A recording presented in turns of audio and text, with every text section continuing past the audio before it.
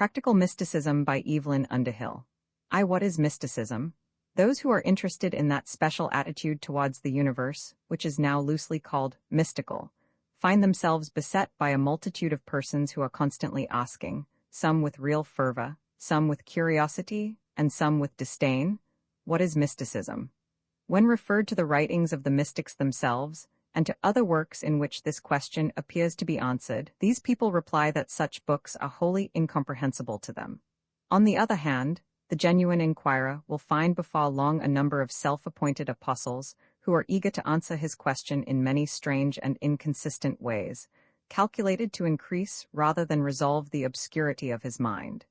He will learn that mysticism is a philosophy, an illusion, a kind of religion, a disease, that it means having visions, performing conjuring tricks, leading an idle, dreamy, and selfish life, neglecting one's business, wallowing in vague spiritual emotions, and being in tune with the infinite. He will discover that it emancipates him from all dogmas, sometimes from all morality, and at the same time that it is very superstitious. One expert tells him that it is simply Catholic piety, another that Walt Whitman was a typical mystic. A third assures him that all mysticism comes from the East, and supports his statement by an appeal to the mango trick. At the end of a prolonged course of lectures, sermons, tea parties, and talks with earnest persons, the inquirer is still heard saying, too often in tones of exasperation, "What is mysticism? I dare not pretend to solve a problem which has provided so much good hunting in the past." It is indeed the object of this little essay to persuade the practical man to the one satisfactory course, that of discovering the answer for himself. Yet perhaps it will give confidence if I confess at the outset that I have discovered a definition which to me appears to cover all the ground, or at least all that part of the ground which is worth covering. It will hardly stretch to the mango trick, but it finds room at once for the visionaries and the philosophers, for Walt Whitman and the saints. Here is the definition. Mysticism is the art of union with reality. The mystic is a person who has attained that union in greater or less degree, or who aims at and believes in such attainment. It is not expected that the inquirer will find great comfort in this sentence when first it meets his eye. The ultimate question, what is reality? A question, perhaps, which never occurred to him before, is already forming in his mind, and he knows that it will cause him infinite distress. Only a mystic can answer it, and he, in terms which other mystics alone will understand. Therefore, for the time being, the practical man may put it on one side. All that he is asked to consider now is this, that the word union represents not so much a rare and unimaginable operation as something which he is doing, in a vague, imperfect fashion, at every moment of his conscious life, and doing with intensity and thoroughness in all the more valid moments of that life. We know a thing only by uniting with it, by assimilating it, by an interpenetration of it and ourselves. It gives itself to us, just in so far as we give ourselves to it. And it is because our outflow towards things is usually so perfunctory and so languid, that our comprehension of things is so perfunctory and languid too.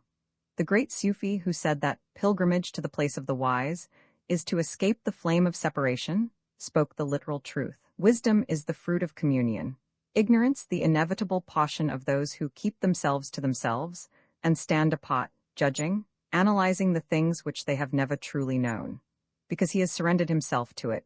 United with it, the patriot knows his country, the artist knows the subject of his art, the lover his beloved, the saint his God, in a manner which is inconceivable as well as unattainable by the looker-on.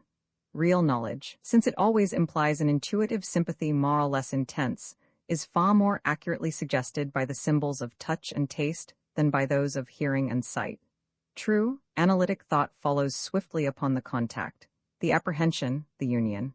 And we, in our muddle-headed way, have persuaded ourselves that this is the essential part of knowledge, that it is, in fact, more important to cook the hare than to catch it. But when we get rid of this illusion and go back to the more primitive activities through which our mental kitchen gets its supplies, we see that the distinction between mystic and non-mystic is not merely that between the rationalist and the dreamer, between intellect and intuition.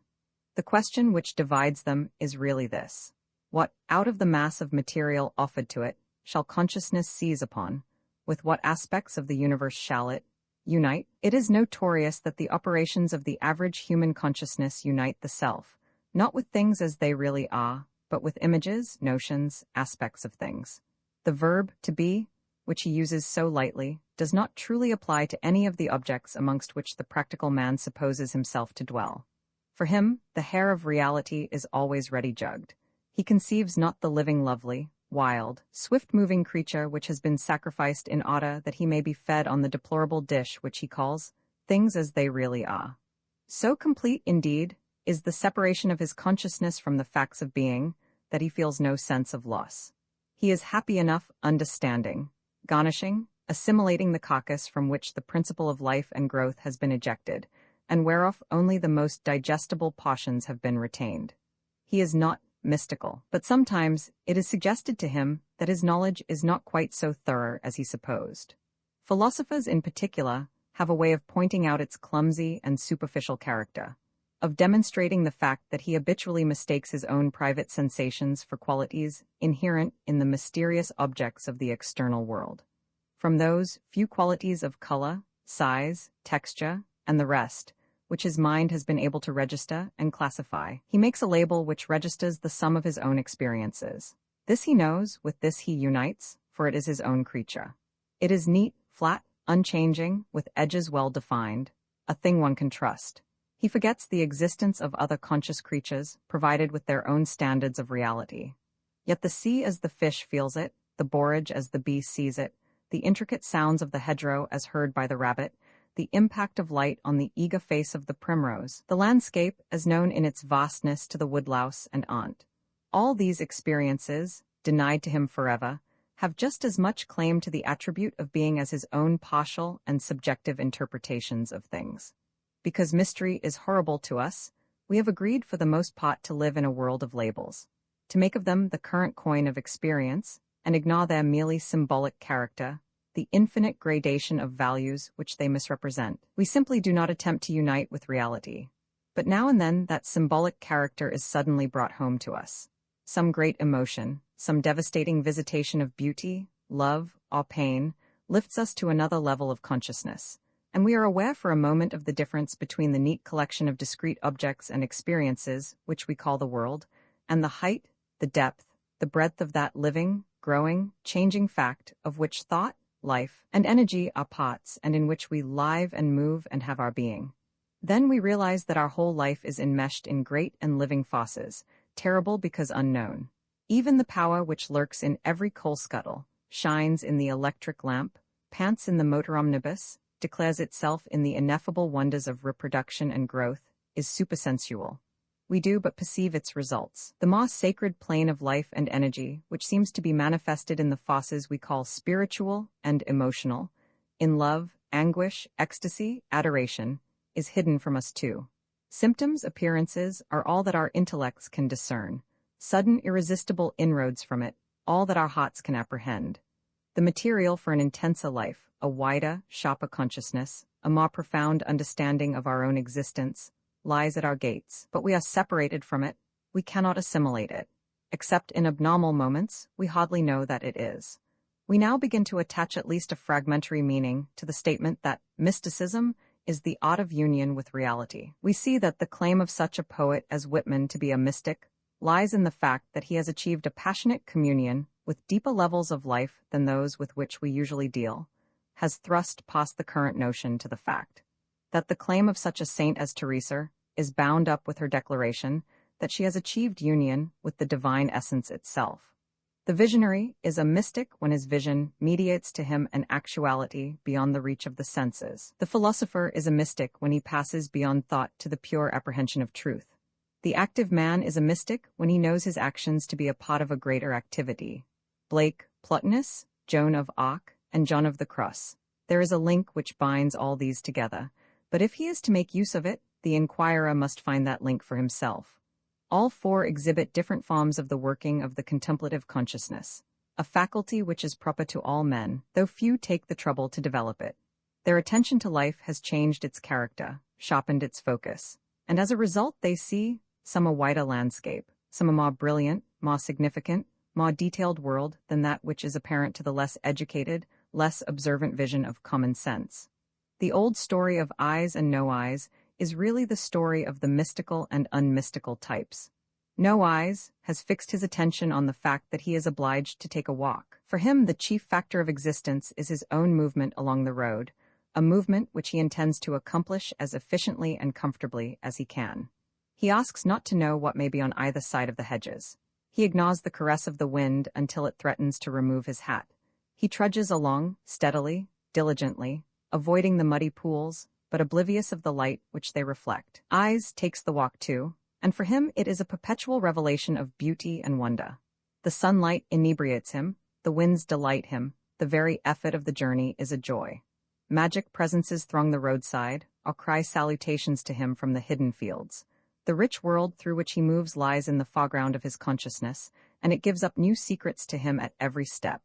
No eyes, when told of his adventures, usually refuses to believe that both have gone by the same road. He fancies that his companion has been floating about in the air, or beset by agreeable hallucinations. We shall never persuade him to the contrary, unless we persuade him to look for himself.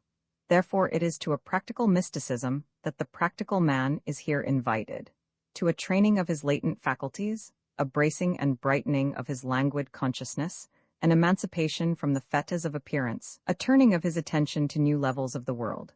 Thus he may become aware of the universe which the spiritual artist is always trying to disclose to the race. This amount of mystical perception, this ordinary contemplation, as the specialists call it, is possible to all men. Without it, they are not wholly conscious, nor wholly alive. It is a natural human activity, no more involving the great powers and sublime experiences of the mystical saints and philosophers than the ordinary enjoyment of music involves the special creative powers of the great musician. As the beautiful does not exist for the artist and poet alone, though these can find in it more poignant depths of meaning than other men, so the world of reality exists for all, and all may participate in it, unite with it, according to their measure and to the strength and purity of their desire. For heaven ghostly, says the cloud of unknowing, is as nigh down as up and up as down, behind as before as behind, on one side as other. Inasmuch that whoso had a true desire for to be at heaven, then that same time he were in heaven ghostly. For the high and the next way thither is run by desires, and not by paces of feet. None therefore is condemned, save by his own pride, sloth, or perversity, to the horrors of that which Blake called single vision, perpetual and undivided attention to the continuous cinematograph performance, which the mind has conspired with the senses to interpose between ourselves and the living world.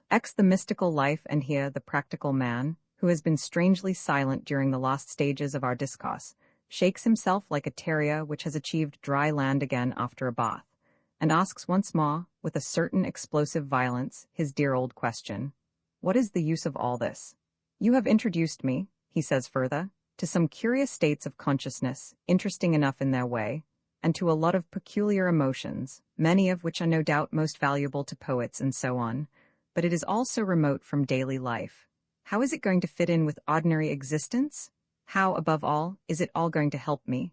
Well, put upon its lowest plane, this new way of attending to life, this deepening and widening of outlook, may at least be as helpful to you as many things to which you have unhesitatingly consecrated much time and diligence in the past. Your long journeys to new countries, for instance, all long hours spent in acquiring new facts, relabeling old experiences, gaining skill in new arts and games. These, it is true, were quite worth the effort expended on them, for they gave you, in exchange for your labor and attention, a fresh view of certain fragmentary things, a new point of contact with the rich world of possibilities, a tiny enlargement of your universe in one direction or another. Your love and patient study of nature, art, science, politics, business, even of sport, repaid you thus. But I have offered you, in exchange for a meek and industrious attention to another aspect of the world, hitherto somewhat neglected by you, an enlargement which shall include and transcend all these, and be conditioned only by the perfection of your generosity, courage, and surrender. Nor are you to suppose that this enlargement will be limited to certain new spiritual perceptions, which the art of contemplation has made possible for you, that it will merely draw the curtain from a window out of which you have never looked. This new wide world is not to be for you something seen, but something lived in, and you, since man is a creature of responses, will insensibly change under its influence, growing up into a more perfect conformity with it. Living in this atmosphere of reality, you will, in fact, yourself become more real. Hence, if you accept in a spirit of trust the suggestions which have been made to you, and I acknowledge that here at the beginning an attitude of faith is essential, and if you practice with diligence the arts which I have described, then, sooner or later, you will inevitably find yourself deeply and permanently changed by them, will perceive that you have become a new man. Not merely have you acquired new powers of perception and new ideas of reality, but a quiet and complete transformation, a strengthening and maturing of your personality has taken place. You are still, it is true, living the ordinary life of the body. You are immersed in the stream of duration, a part of the human, the social, the national group. The emotions, instincts, needs of that group affect you. Your changing scrap of vitality contributes to its corporate life, and contributes the more effectively since a new, intuitive sympathy has now made its interests your own. Because of that corporate life, transfusing you, giving to you and taking from you, conditioning you as it does in countless oblique and unapparent ways, you are still compelled to react to many suggestions which you are no longer able to respect, controlled to the last moment of your bodily existence, and perhaps afterwards, by habit, custom, the good old average way of misunderstanding the world. To this extent, the crowd spirit has you in its grasp. Yet in spite of all this, you are now released from that crowd's tyrannically overwhelming consciousness as you never were before. You feel yourself now a separate vivid entity, a real, whole man, dependent on the whole, and gladly so dependent, yet within that whole a free self-governing thing. Perhaps you always fancied that your will was free, that you were actually, as you sometimes said, the captain of your soul. If so, this was merely one amongst the many illusions which supported your old, enslaved career. As a matter of fact, you were driven along a road, unaware of anything that lay beyond the hedges, pressed on every side by other members of the flock, getting perhaps a certain satisfaction out of the deep, warm stir of the collective life, but ignorant of your destination, and with your personal initiative limited to the snatching of grass as you went along, the pushing of your way to the softer side of the track. These operations made up together that which you called success. But now, because you have achieved a certain power of gathering yourself together, perceiving yourself as a person, a spirit, and observing your relation with these other individual lives, because too, hearing now and again the mysterious piping of the shepherd, you realize your own perpetual forward movement and that of the flock, in its relation to that living guide, you have a far deeper, truer knowledge than ever before both of the general and the individual existence, and so are able to handle life with a surer hand. Do not suppose from this that your new career is to be perpetually supported by agreeable spiritual contacts, or occupy itself in the mild contemplation of the great world through which you move. True, it is said of the shepherd that he carries the lambs in his bosom, but the sheep are expected to walk, and put up with the inequalities of the road, the bunts and blunders of the flock. It is to vigor rather than to comfort that you are called. Since the transcendental aspect of your being has been brought into focus, you are now raised out of the mere push forward, the blind passage through time of the flock, into a position of creative responsibility. You are aware of personal correspondences with the shepherd. You correspond, too, with a larger, deeper, broader world.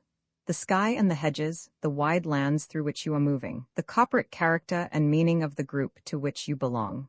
All these are now within the circle of your consciousness, and each little event, each separate demand or invitation which comes to you, is now seen in a truer proportion, because you bring to it your awareness of the whole.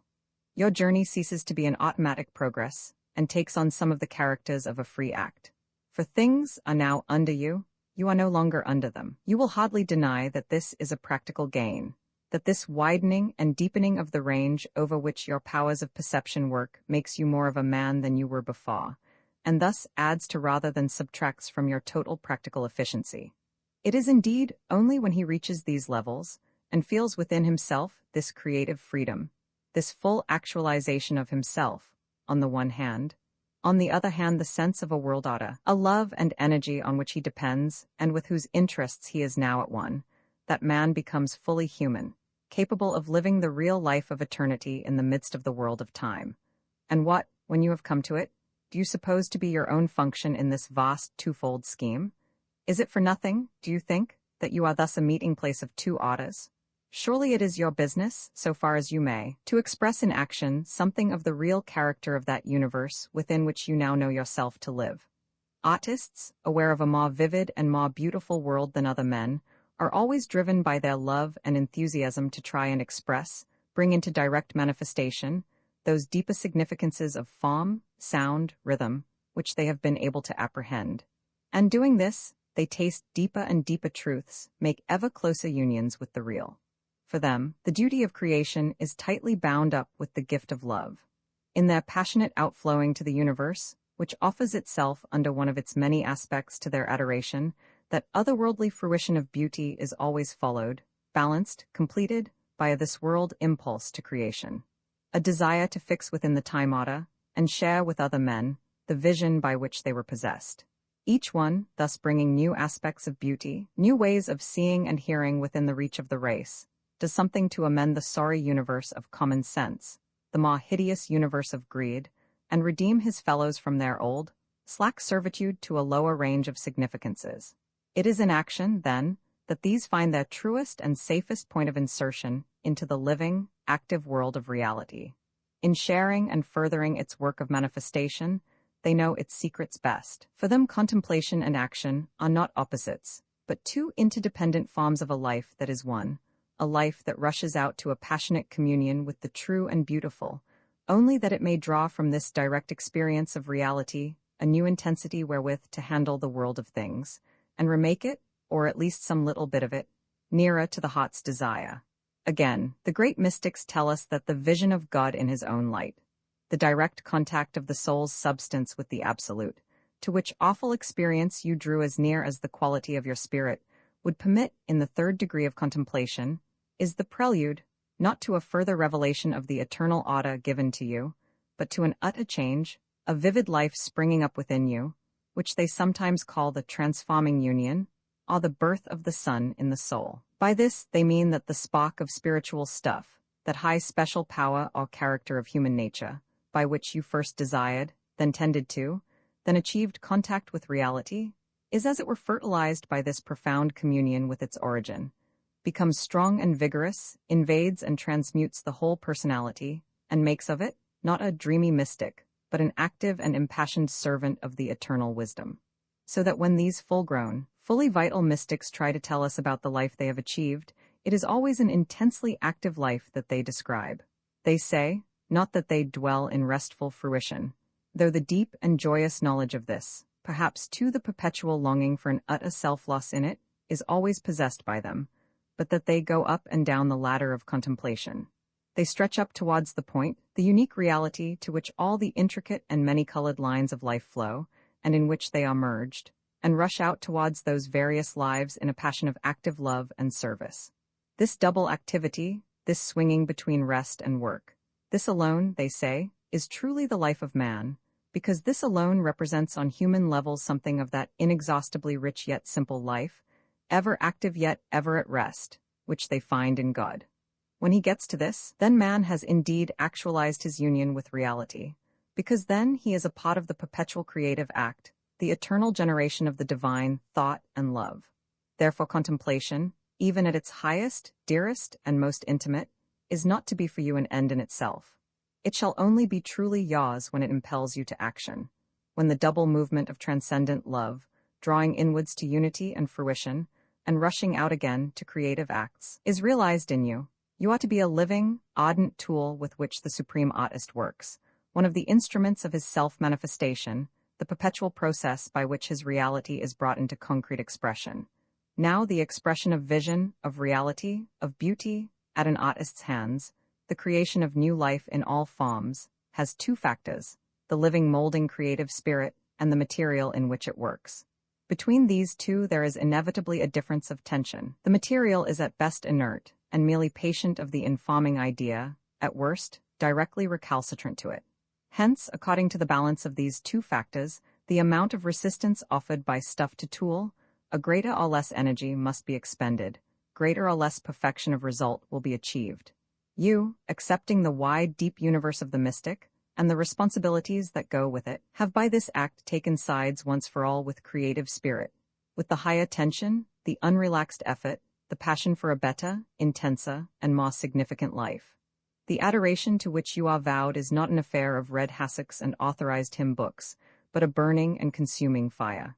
You will find, then, that the world, going its own gait, busily occupied with its own system of correspondences, yielding to every gust of passion, intent on the satisfaction of greed, the struggle for comfort or for power, will oppose your new eagerness, perhaps with violence, but more probably with the exasperating calmness of a heavy animal which refuses to get up. If your new life is worth anything, it will flame to sharper power when it strikes against this dogged inertness of things, for you need resistances on which to act.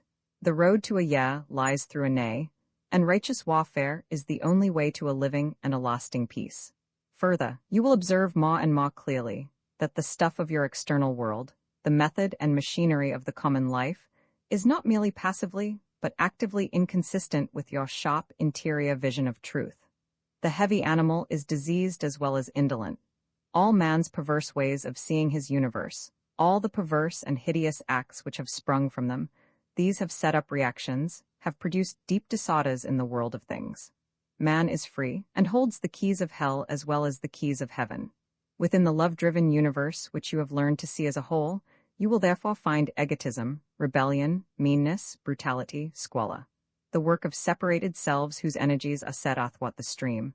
But every aspect of life, however falsely imagined, can still be saved, turned to the purposes of reality, for all thing hath the being by the love of God.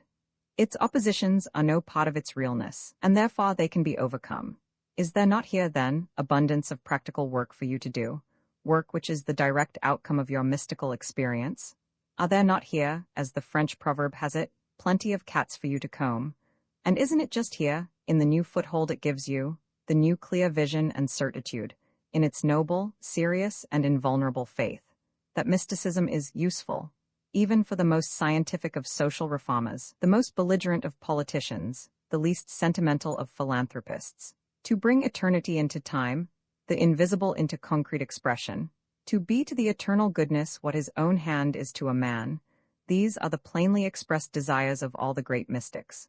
One and all, they demand earnest and deliberate action, the insertion of the purified and ardent will into the world of things. The mystics are artists, and the stuff in which they work is most often human life. They want to heal the disharmony between the actual and the real. And since, in the white-hot radiance of that faith, hope, and charity which burns in them, they discern such a reconciliation to be possible, they are able to work for it with a singleness of purpose and an invincible optimism denied to other men. This was the instinct which drove St. Francis of Assisi to the practical experience of that poverty which he recognized as the highest wisdom, St. Catherine of Siena from contemplation to politics, Joan of Arc to the salvation of France, St. Teresa to the formation of an ideal religious family, Fox to the proclaiming of a world religion in which all men should be guided by the inner light, Florence Nightingale to battle with officials, vermin, dirt, and disease in the soldiers' hospitals, Octavia Hill to make in London slums something a little nearer the shadows of the angels' houses than that which the practical landlord usually provides. All these have felt sure that a great part in the drama of creation has been given to the free spirit of man, that bit by bit, through and by him, the scattered worlds of love and thought and action shall be realized again as one. It is for those who have found the thread on which those worlds are strung to bring this knowledge out of the hiddenness, to use it, as the old alchemists declared that they could use their tincture, to transmute all base metals into gold. So here is your vocation set out, a vocation so various in its opportunities that you can hardly fail to find something to do.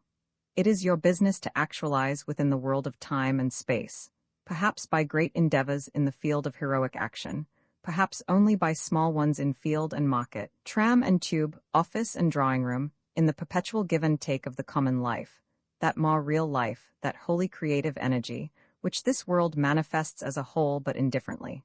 You shall work for mercy, order, beauty, significance, shall mend where you find things broken, make where you find the need.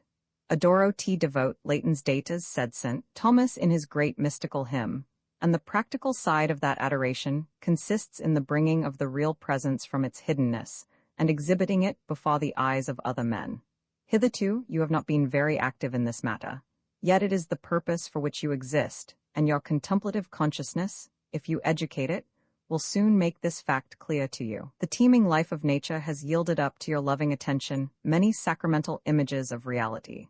Seen in the light of charity, it is far more sacred and significant than you supposed. What about your life? Is that a theophany too? Each oak doth cry I am, says Vaughan.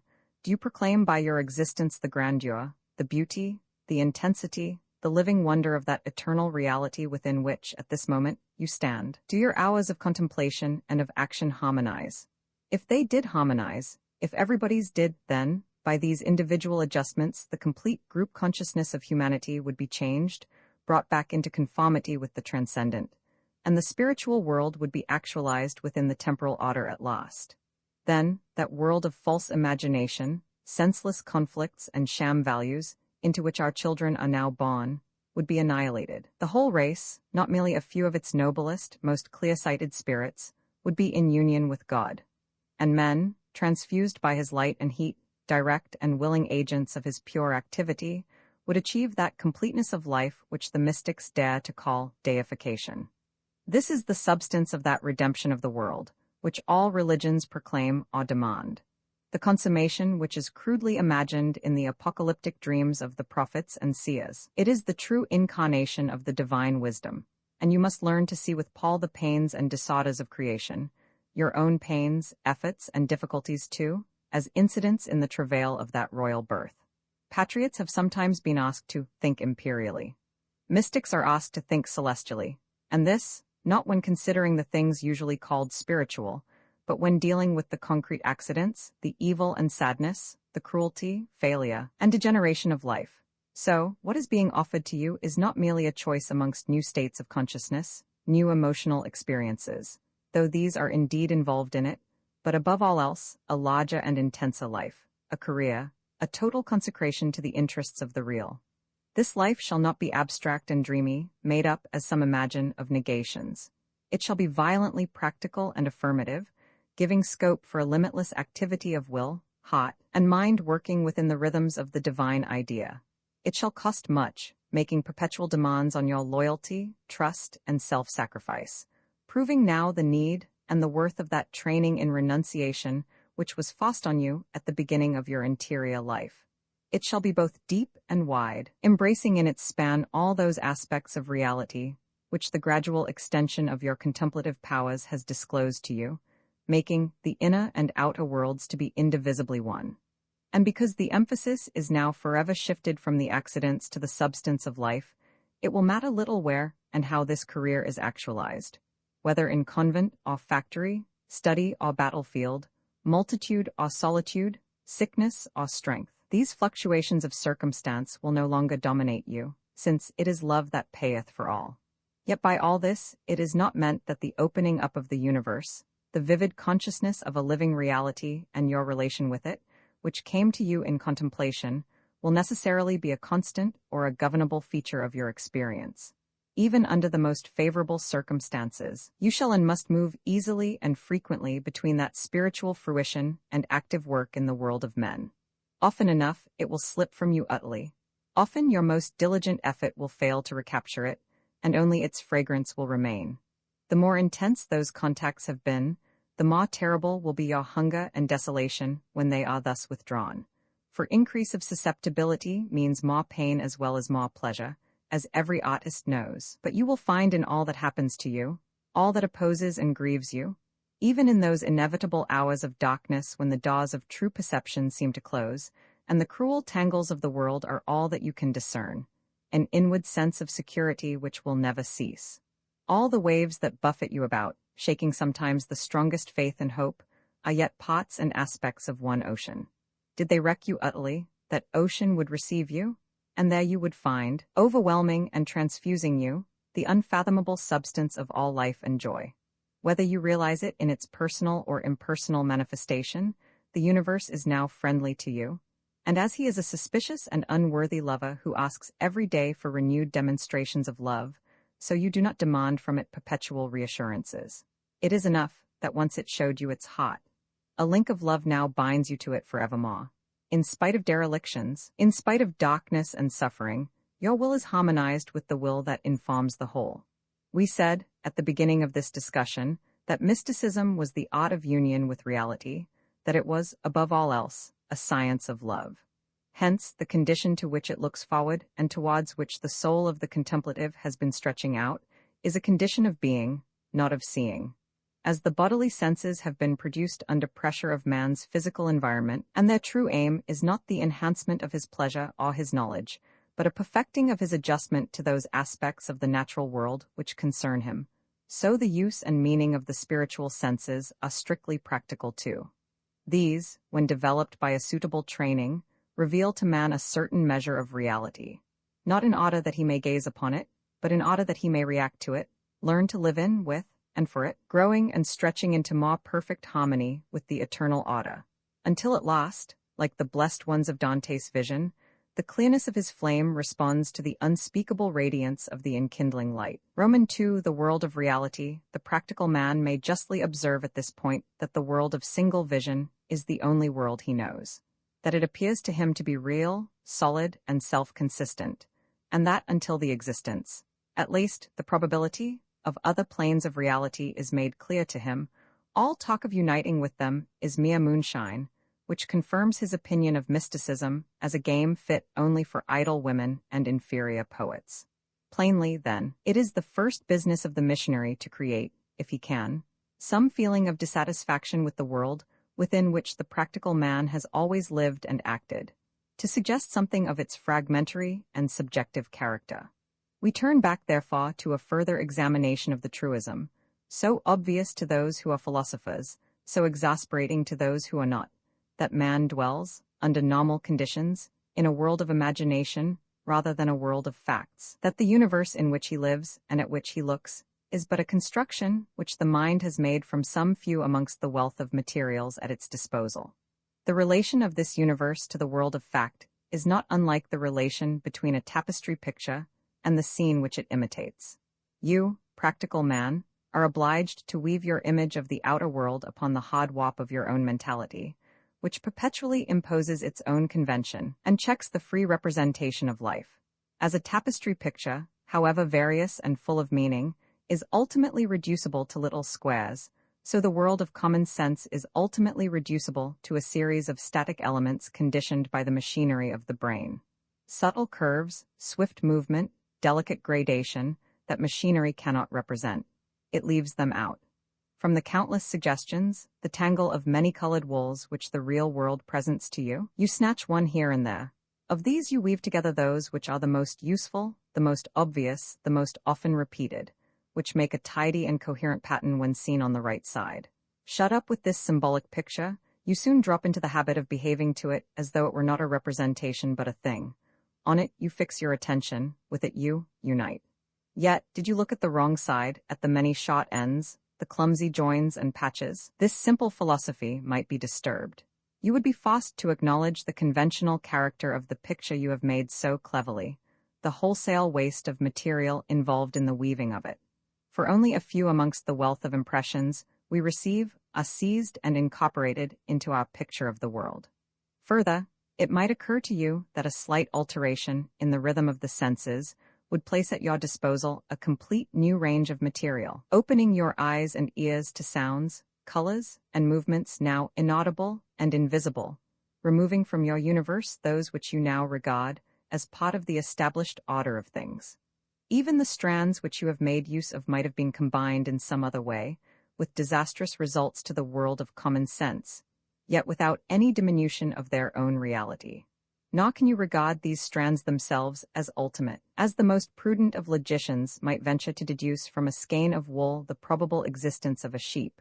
So you, from the raw stuff of perception, may venture to deduce a universe which transcends the reproductive powers of your loom. Even the camera of the photographer, more apt at contemplation than the mind of man, has shown us how limited are these powers in some directions, and enlightened us as to a few of the cruder errors of the person who accepts its products at face value, or, as he would say, believes his own eyes. It has shown us, for instance, that the galloping racehorse, with legs stretched out as we are used to see it, is a mythical animal, probably founded on the mental image of a running dog. No horse has ever galloped thus. but its real action is too quick for us, and we explain it to ourselves as something resembling the more deliberate dog action, which we have caught and registered as it passed. The plain man's universe is full of racehorses, which are really running dogs, of conventional waves, first seen in pictures and then imagined upon the sea, of psychological situations taken from books and applied to human life, of racial peculiarities generalized from insufficient data and then discovered in actuality, of theological diagrams and scientific laws, flung upon the background of eternity as the magic lantern's image is reflected on the screen. The colored scene at which you look so trustfully owes, in fact, much of its character to the activities of the seer, to that process of thought, concept, cogitation, from which Keats prayed with so great an ardor to escape, when he exclaimed in words which will seem to you, according to the temper of your mind, either an invitation to the higher laziness, or one of the most profound aspirations of the soul. Oh, for a life of sensations rather than thoughts! He felt, as all the poets have felt with him, that another, lovelier world, tinted with unimaginable wonders, alive with ultimate music, awaited those who could free themselves from the fetters of the mind, lay down the shuttle and the weaver's comb, and reach out beyond the conceptual image to intuitive contact with the thing. There are certain happy accidents which have the power of inducting man for a moment into this richer and more vital world. These stop, as one old mystic said, the wheel of his imagination, the dreadful energy of his image-making power, weaving up and transmuting the incoming messages of sense. They snatch him from the loom and place him, in the naked simplicity of his spirit, face to face with that other than himself, whence the materials of his industry have come. In these hours, human consciousness ascends from thought to contemplation, becomes at least aware of the world in which the mystics dwell, and perceives for an instant, as St. Augustine did, the light that never changes, above the eye of the soul, above the intelligence. This experience might be called in essence absolute sensation. It is a pure feeling state, in which the fragmentary contacts with reality achieved through the senses are merged in a wholeness of communion which feels and knows all at once, yet in a way which the reason can never understand, that totality of which fragments are known by the lover, the musician, and the artist. If the doors of perception were cleansed, said Blake, everything would appear to man as it is, infinite. But the doors of perception are hung with the cobwebs of thought, prejudice, cowardice, sloth. Eternity is with us, inviting our contemplation perpetually, but we are too frightened, lazy, and suspicious to respond, too arrogant to still our thought and let divine sensation have its way. It needs industry and goodwill if we would make that transition, for the process involves a veritable spring-cleaning of the soul, a turning out and rearrangement of our mental furniture, a wide opening of closed windows, that the notes of the wild birds beyond our garden may come to us fully charged with wonder and freshness, and drown with their music the noise of the gramophone within. Those who do this discover that they have lived in a stuffy world, whilst their inheritance was a world of morning glory, where every titmouse is a celestial messenger, and every thrusting bud is charged with the full significance of life. There will be many who feel a certain skepticism as to the possibility of the undertaking he has suggested to them, a prudent unwillingness to sacrifice their old, comfortably upholstered universe on the mere promise that they will receive a new heaven and a new earth in exchange.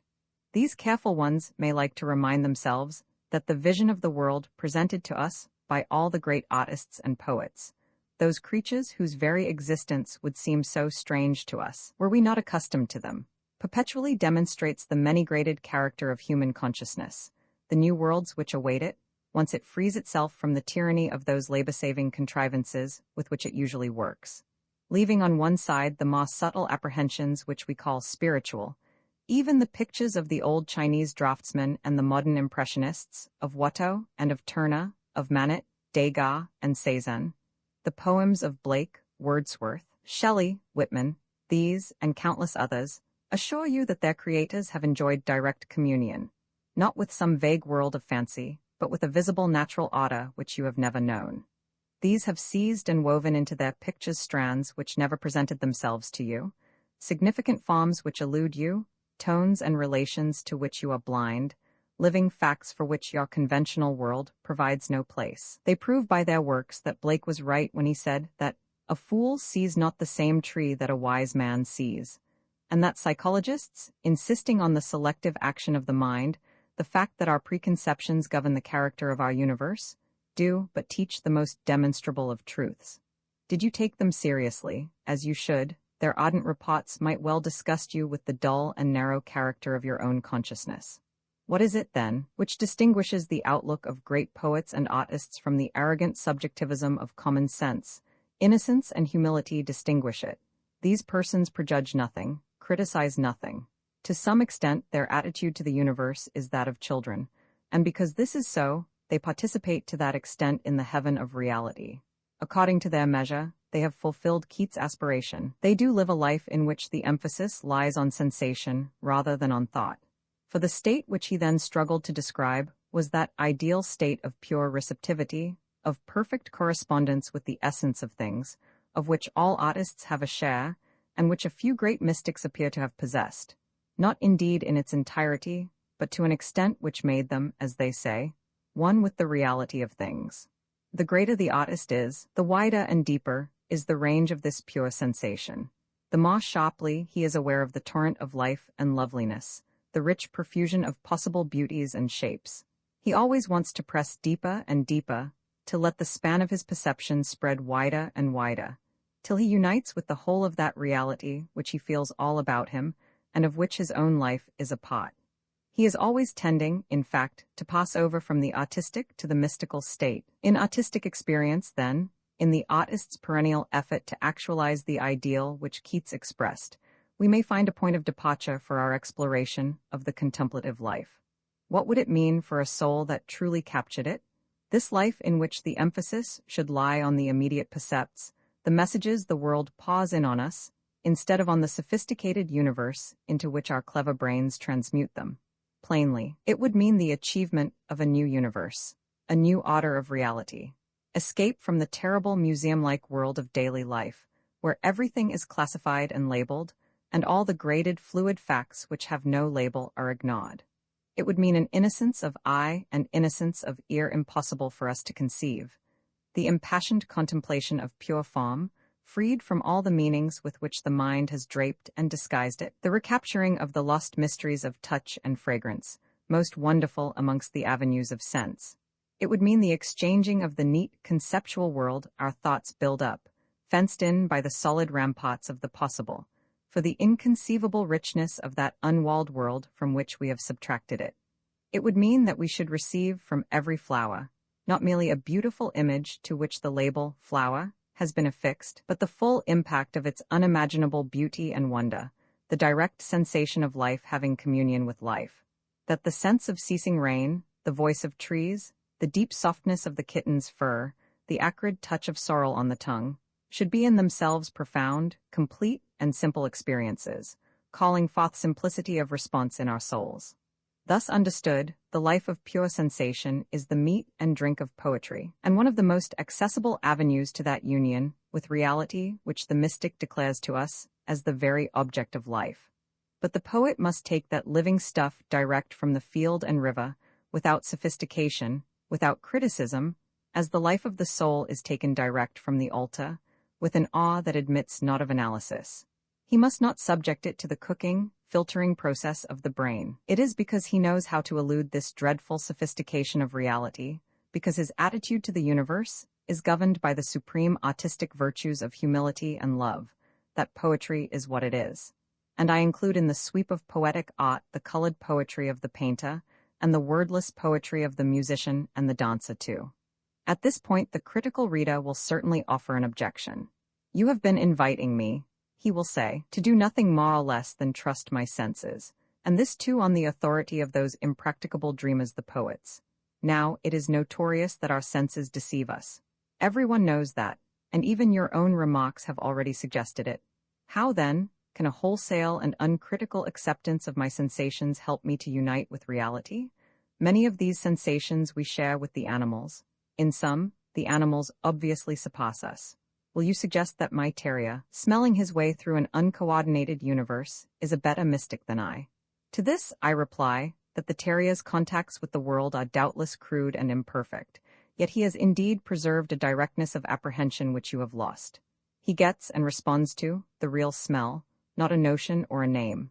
Certainly the senses, when taken at face value, do deceive us. Yet the deception resides not so much in them, as in that conceptual world which we insist on building up from their repots, and for which we make them responsible. They deceive us less when we receive these repots uncooked and unclassified, as simple and direct experiences. Then, behind the special and imperfect stammerings which we call color, sound, fragrance, and the rest, we sometimes discern a whole fact, at once divinely simple and infinitely various, from which these partial messages proceed, and which seeks as it were to utter itself in them. And we feel, when this is so, that the fact thus glimpsed is of an immense significance, imparting to that aspect of the world which we are able to perceive all the significance, all the character which it possesses. The more of the artist there is in us, the more intense that significance, that character will seem, the more complete, too, will be our conviction that our uneasiness, the vagueness of our reactions to things, would be cured could we reach and unite with the fact instead of our notion of it. And it is just such an act of union, reached through the clarified channels of sense and unadulterated by the content of thought, which the great artist or poet achieves. We seem in these words to have come far from the mystic, and that contemplative consciousness wherewith he ascends to the contact of truth. As a matter of fact, we are merely considering that consciousness in its most natural and accessible form. For contemplation is, on the one hand, the essential activity of all artists. On the other, the art through which those who choose to learn and practice it may share in some fragmentary degree, according to their measure, the special experience of the mystic and the poet. By it, they may achieve that virginal outlook upon things, that celestial power of communion with veritable life, which comes when that which we call sensation is freed from the tyranny of that which we call thought. The artist is no more and no less than a contemplative who has learned to express himself, and who tells his love in color, speech, or sound. The mystic, upon one side of his nature, is an artist of a special and exalted kind, who tries to express something of the revelation he has received, mediates between reality and the race. In the game of give and take which goes on between the human consciousness and the external world, both have learned to put the emphasis upon the message from without, rather than on their own reaction to and rearrangement of it. Both have exchanged the false imagination, which draws the sensations and intuitions of the self into its own narrow circle, and that distorts and transforms them, for the true imagination which paws itself out, eager, adventurous, and self-giving, towards the greater universe. Roman 3, the preparation of the mystic, here the practical man will naturally say, and pray how am I going to do this? How shall I detach myself from the artificial world to which I am accustomed? Where is the brake that shall stop the wheel of my image-making mind? I answer, you are going to do it by an educative process, a drill, of which the first stages will, indeed, be hard enough. You have already acknowledged the need of such mental drill, such deliberate selective acts in respect to the smaller matters of life. You willingly spend time and money over that narrowing and sharpening of attention which you call a business training, a legal education, the acquirement of a scientific method. But this new undertaking will involve the development and the training of a layer of your consciousness which has lain fallow in the past, the acquirement of a method you have never used before. It is reasonable, even reassuring, that hard work and discipline should be needed for this, that it should demand of you, if not the renunciation of the cloister, at least the virtues of the golf course. The education of the mystical sense begins in self-simplification. The feeling, willing, seeing self is to move from the various and the analytic to the simple and the synthetic. A sentence which may cause hard breathing and mopping of the brows on the part of the practical man. Yet it is to you, practical man, reading these pages as you rush through the tube to the practical work of rearranging unimportant fragments of your universe, that this message so needed by your time, or rather, by your want of time, is addressed. To you, unconscious analyst, so busy reading the advertisements upon the carriage wall that you hardly observe the stages of your unceasing flight. So anxiously acquisitive of the crumbs that you never lift your eyes to the loaf. The essence of mystical contemplation is summed in these two experiences: union with the flux of life, and union with the whole in which all lesser realities are resumed, and these experiences are well within your reach. Though it is likely that the accusation will annoy you, you are already in fact a potential contemplative. For this act, as St. Thomas Aquinas taught, is proper to all men, is, indeed, the characteristic human activity. It is probable that you are, or have been, an actual contemplative too. Has it never happened to you to lose yourself for a moment in a swift and satisfying experience for which you found no name, when the world took on a strangeness, and you rushed out to meet it, in a mood at once exultant and ashamed? Was there not an instant when you took the lady, who now orders your dinner, into your arms, and she suddenly interpreted to you the whole of the universe? A universe so great, charged with so terrible an intensity, that you have hardly dared to think of it since. Do you remember that horrid moment at the concert, when you became wholly unaware of your comfortable 7 and 6 seat? Those were onsets of involuntary contemplation, sudden partings of the conceptual veil. Dare you call them the least significant moments of your life? Did you not then, like the African saint, thrill with love and dread? Though you were not provided with a label for that which you adored, it will not help you to speak of these experiences as mere emotion. Mere emotion then inducted you into a world which you recognized as more valid, in the highest sense more rational, than that in which you usually dwell. A world which had a wholeness, a meaning, which exceeded the sum of its parts. Mere emotion then brought you to your knees, made you at once proud and humble, showed you your place. It simplified and unified existence. It stripped off the little accidents and ornaments which perpetually deflect our vagrant attention, and gathered up the whole being of you into one state, which felt and knew a reality that your intelligence could not comprehend. Such an emotion is the driving power of spirit, an august and ultimate thing. And this your innermost inhabitant felt it to be, whilst your eyes were open to the light.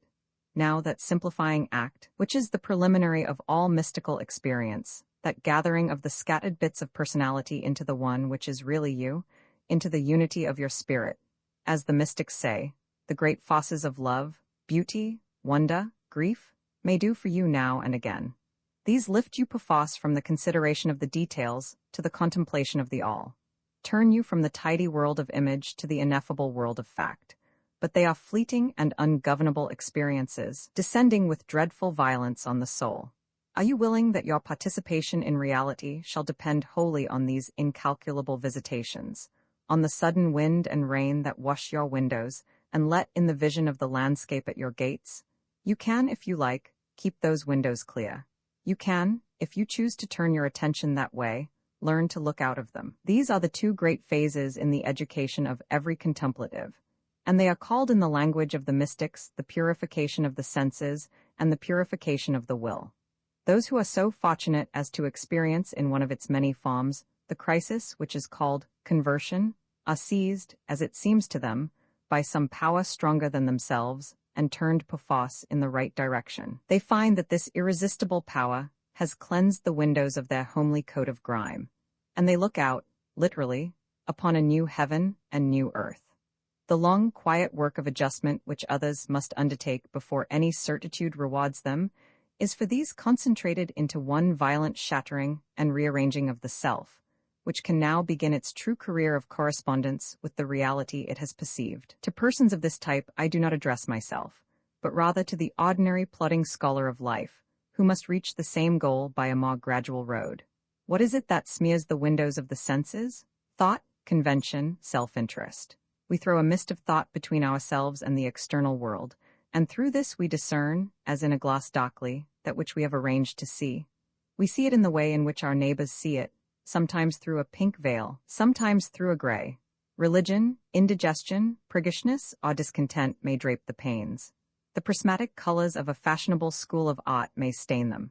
Inevitably, too, we see the narrow world our windows show us, not in itself, but in relation to our own needs, moods, and preferences, which exercise a selective control upon those few aspects of the whole which penetrate to the field of consciousness and dictate the order in which we arrange them. For the universe of the natural man is strictly egocentric. We continue to name the living creatures with all the placid assurance of Adam, and whatsoever we call them, that is the name thereof. Unless we happen to be artists, and then, but rarely, we never know the thing seen in its purity, never, from birth to death, look at it with disinterested eyes. Our vision and understanding of it are governed by all that we bring with us, and mix with it, to form an amalgam with which the mind can deal. To purify the senses is to release them, so far as human beings may, from the tyranny of egocentric judgments, to make of them the organs of direct perception. This means that we must crush our deep-seated passion for classification and correspondences, ignore the instinctive, selfish question, what does it mean to me? Learn to dip ourselves in the universe at our gates and know it, not from without by comprehension, but from within by self-mergence. Richard of St. Victor has said that the essence of all purification is self-simplification, the doing away of the unnecessary and unreal, the tangles and complications of consciousness. And we must remember that when these masters of the spiritual life speak of purity, they have in their minds no thin, abstract notion of a rule of conduct stripped of all color and compounded chiefly of refusals, such as a more modern, more arid asceticism set up. Their purity is an affirmative state, something strong, clean, and crystalline, capable of a wholeness of adjustment to the wholeness of a God-inhabited world. The pure soul is like a lens from which all irrelevancies and excrescences, all the beams and motes of egotism and prejudice, have been removed, so that it may reflect a clear image of the one transcendent fact within which all others' facts are held. All which I took from thee I did but take, not for thy harms, but just that thou mightst seek it in my arms. All the details of existence, all satisfactions of the heart and mind, are resumed within that transcendent fact, as all the colors of the spectrum are included in white light, and we possess them best by passing beyond them, by following back the many to the one. The simple eye of contemplation, about which the mystic writers say so much, is then a synthetic sense, which sees that white light in which all color is, without discrete analysis of its properties. The simple ear which discerns the celestial melody, hears that tone in which all music is resumed, thus achieving that ecstatic life of sensation without thought, which Keats perceived to be the substance of true happiness. But you, practical man, have lived all your days amongst the illusions of multiplicity, though you are using at every instant your innate tendency to synthesis and simplification, since this alone creates the semblance of order in your universe. Though what you call seeing and hearing are themselves great unifying acts, yet your attention to life has been deliberately adjusted to a world of fritted values and prismatic refracted lights, full of incompatible interests of people, principles, things. Ambitions and affections, tastes and prejudices, are fighting for your attention.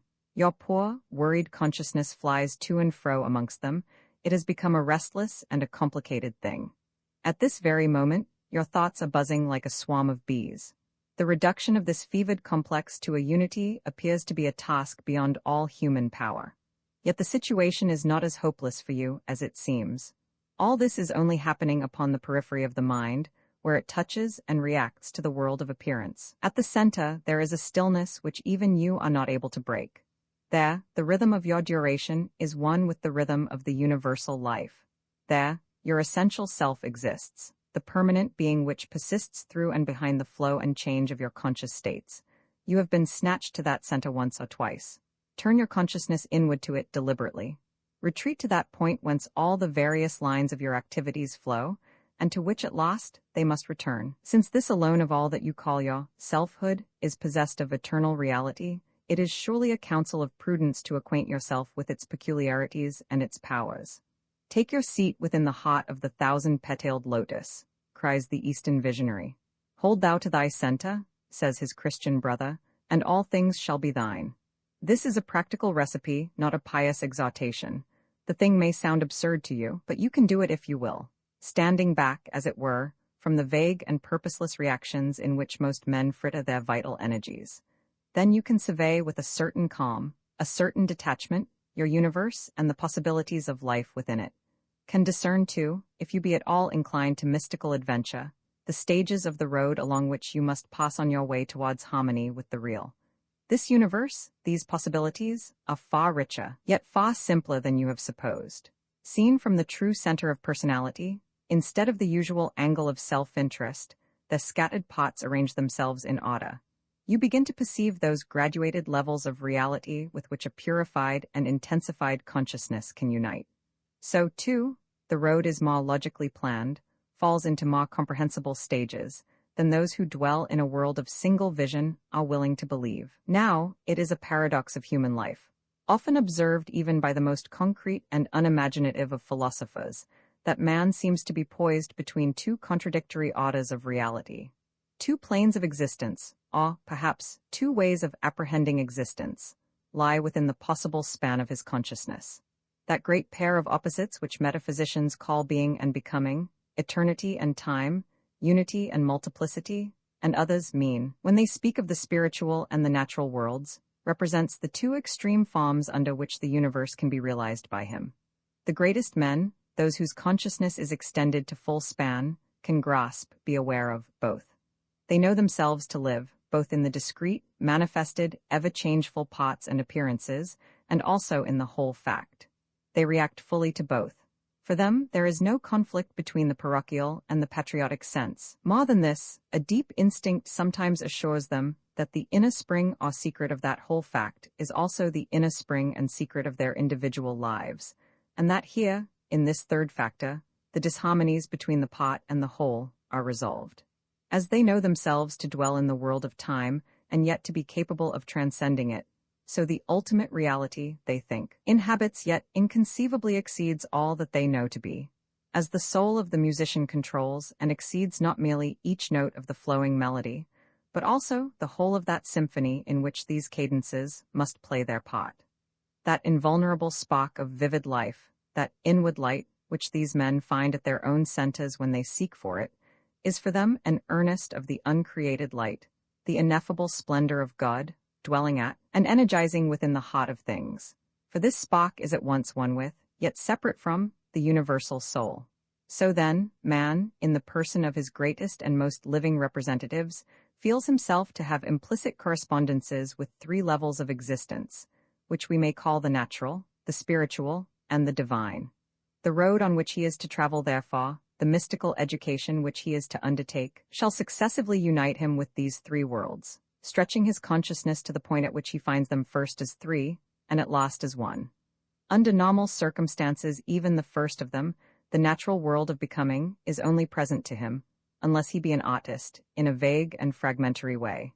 He is, of course, aware of the temporal order, a ceaseless change and movement, birth, growth, and death, of which he is a part, but the rapture and splendor of that everlasting flux, which India calls the spot of God, hardly reaches his understanding. He is too busy with his own little movements to feel the full current of the stream. But under those abnormal circumstances on which we have touched, a deeper level of his consciousness comes into focus. He hears the music of surrounding things. Then he rises, through, and with his awareness of the great life of nature, to the knowledge that he is part of another greater life, transcending succession. In this, his durational spirit is immersed. Here all the highest values of existence are stored for him, and it is because of his existence within this eternal reality, his patriotic relationship to it, that the efforts and experiences of the time world have significance for him. It is from the vantage point gained when he realizes his contacts with this higher order that he can see with the clear eye of the artist or the mystic the world of becoming itself, recognize its proportions, even reach out to some faint intuition of its ultimate worth. So, if he would be a whole man, if he would realize all that is implicit in his humanity, he must actualize his relationship with this supernal plane of being.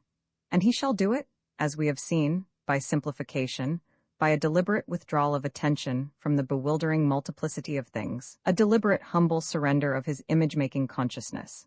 He already possesses, at that gathering point of personality, which the old writers sometimes called the apex, and sometimes the ground of the soul, a medium of communication with reality. But this spiritual principle, this gathering point of his selfhood, is just that aspect of him which is furthest removed from the active surface consciousness. He treats it as the busy citizen treats his national monuments. It is there, it is important, a possession which adds dignity to his existence, but he never has time to go in. Yet as the purified sense, cleansed of prejudice and self-interest, can give us fleeting communications from the actual broken-up world of duration at our gates, so the purified and educated can wholly withdraw the self's attention from its usual concentration on small useful aspects of the time world, refuse to react to its perpetually incoming messages, retreat to the unity of its spirit, and then make itself ready for messages from another plane. This is the process which the mystics call recollection, the first stage in the training of the contemplative consciousness. We begin, therefore, to see that the task of union with reality will involve certain stages of preparation as well as stages of attainment, and these stages of preparation, for some disinterested souls easy and rapid, for others long and full of pain, may be grouped under two heads. First, the disciplining and simplifying of the attention, which is the essence of recollection. Next, the disciplining and simplifying of the affections and will, the orientation of the heart, which is sometimes called by the formidable name of purgation. So the practical mysticism of the plain man will best be grasped by him as a fivefold scheme of training and growth, in which the first two stages prepare the self for union with reality, and the last three unite it successively with the world of becoming, the world of being, and finally with that ultimate fact which the philosopher calls the absolute, and the religious mystic calls God. Roman 4 Meditation and recollection, the art which the practical man is now invited to learn, is in essence no more and no less than the subjection of the attention to the control of the will. It is not, therefore, a purely mystical activity. In one form or another, it is demanded of all who would get control of their own mental processes, and should represent the first great step in the education of the human consciousness. So slothful, however, is man in all that concerns his higher faculties, that few deliberately undertake this education at all. They are content to make their contacts with things by a vague, unregulated power, ever apt to play truant, ever apt to fail them. Unless they be spurred to it by that passion for ultimate things which expresses itself in religion, philosophy, or art, they seldom learn the secret of a voluntary concentration of the mind. Since the philosopher's interests are mainly objective, and the artist seldom cogitates on his own processes, it is, in the end, to the initiate of religion that we are forced to go, if we would learn how to undertake this training for ourselves. The religious contemplative has this further attraction for us, that he is by nature a missionary as well. The vision which he has achieved is the vision of an intensely loving heart, and love, which cannot keep itself to itself, urges him to tell the news as widely and as clearly as he may. In his works, he is ever trying to reveal the secret of his own deeper life and wider vision, and to help his fellow men to share it. Hence he provides the clearest, most orderly, most practical teachings on the art of contemplation that we are likely to find. True, our purpose in attempting this art may seem to us very different from his, though if we carry out the principles involved to their last term, we shall probably find that they have brought us to the place at which he aimed from the first. But the method, in its earliest stages, must be the same, whether we call the reality which is the object of our quest aesthetic, cosmic, or divine. The athlete must develop much the same muscles, endure much the same discipline, whatever be the game he means to play. So we will go straight to St. Teresa, and inquire of her what was the method by which she taught her daughters to gather themselves together, to capture and hold the attitude most favorable to communion with the spiritual world.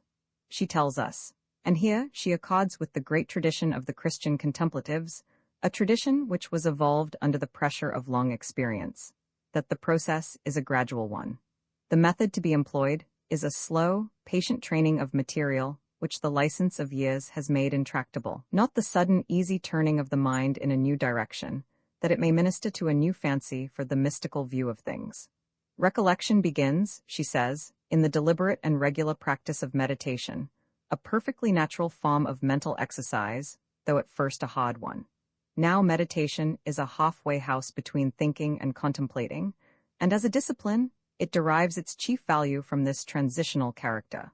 The real mystical life, which is the truly practical life, begins at the beginning, not with supernatural acts and ecstatic apprehensions, but with the normal faculties of the normal man. I do not require of you, says Teresa to her pupils in meditation, to form great and curious considerations in your understanding. I require of you no more than to look.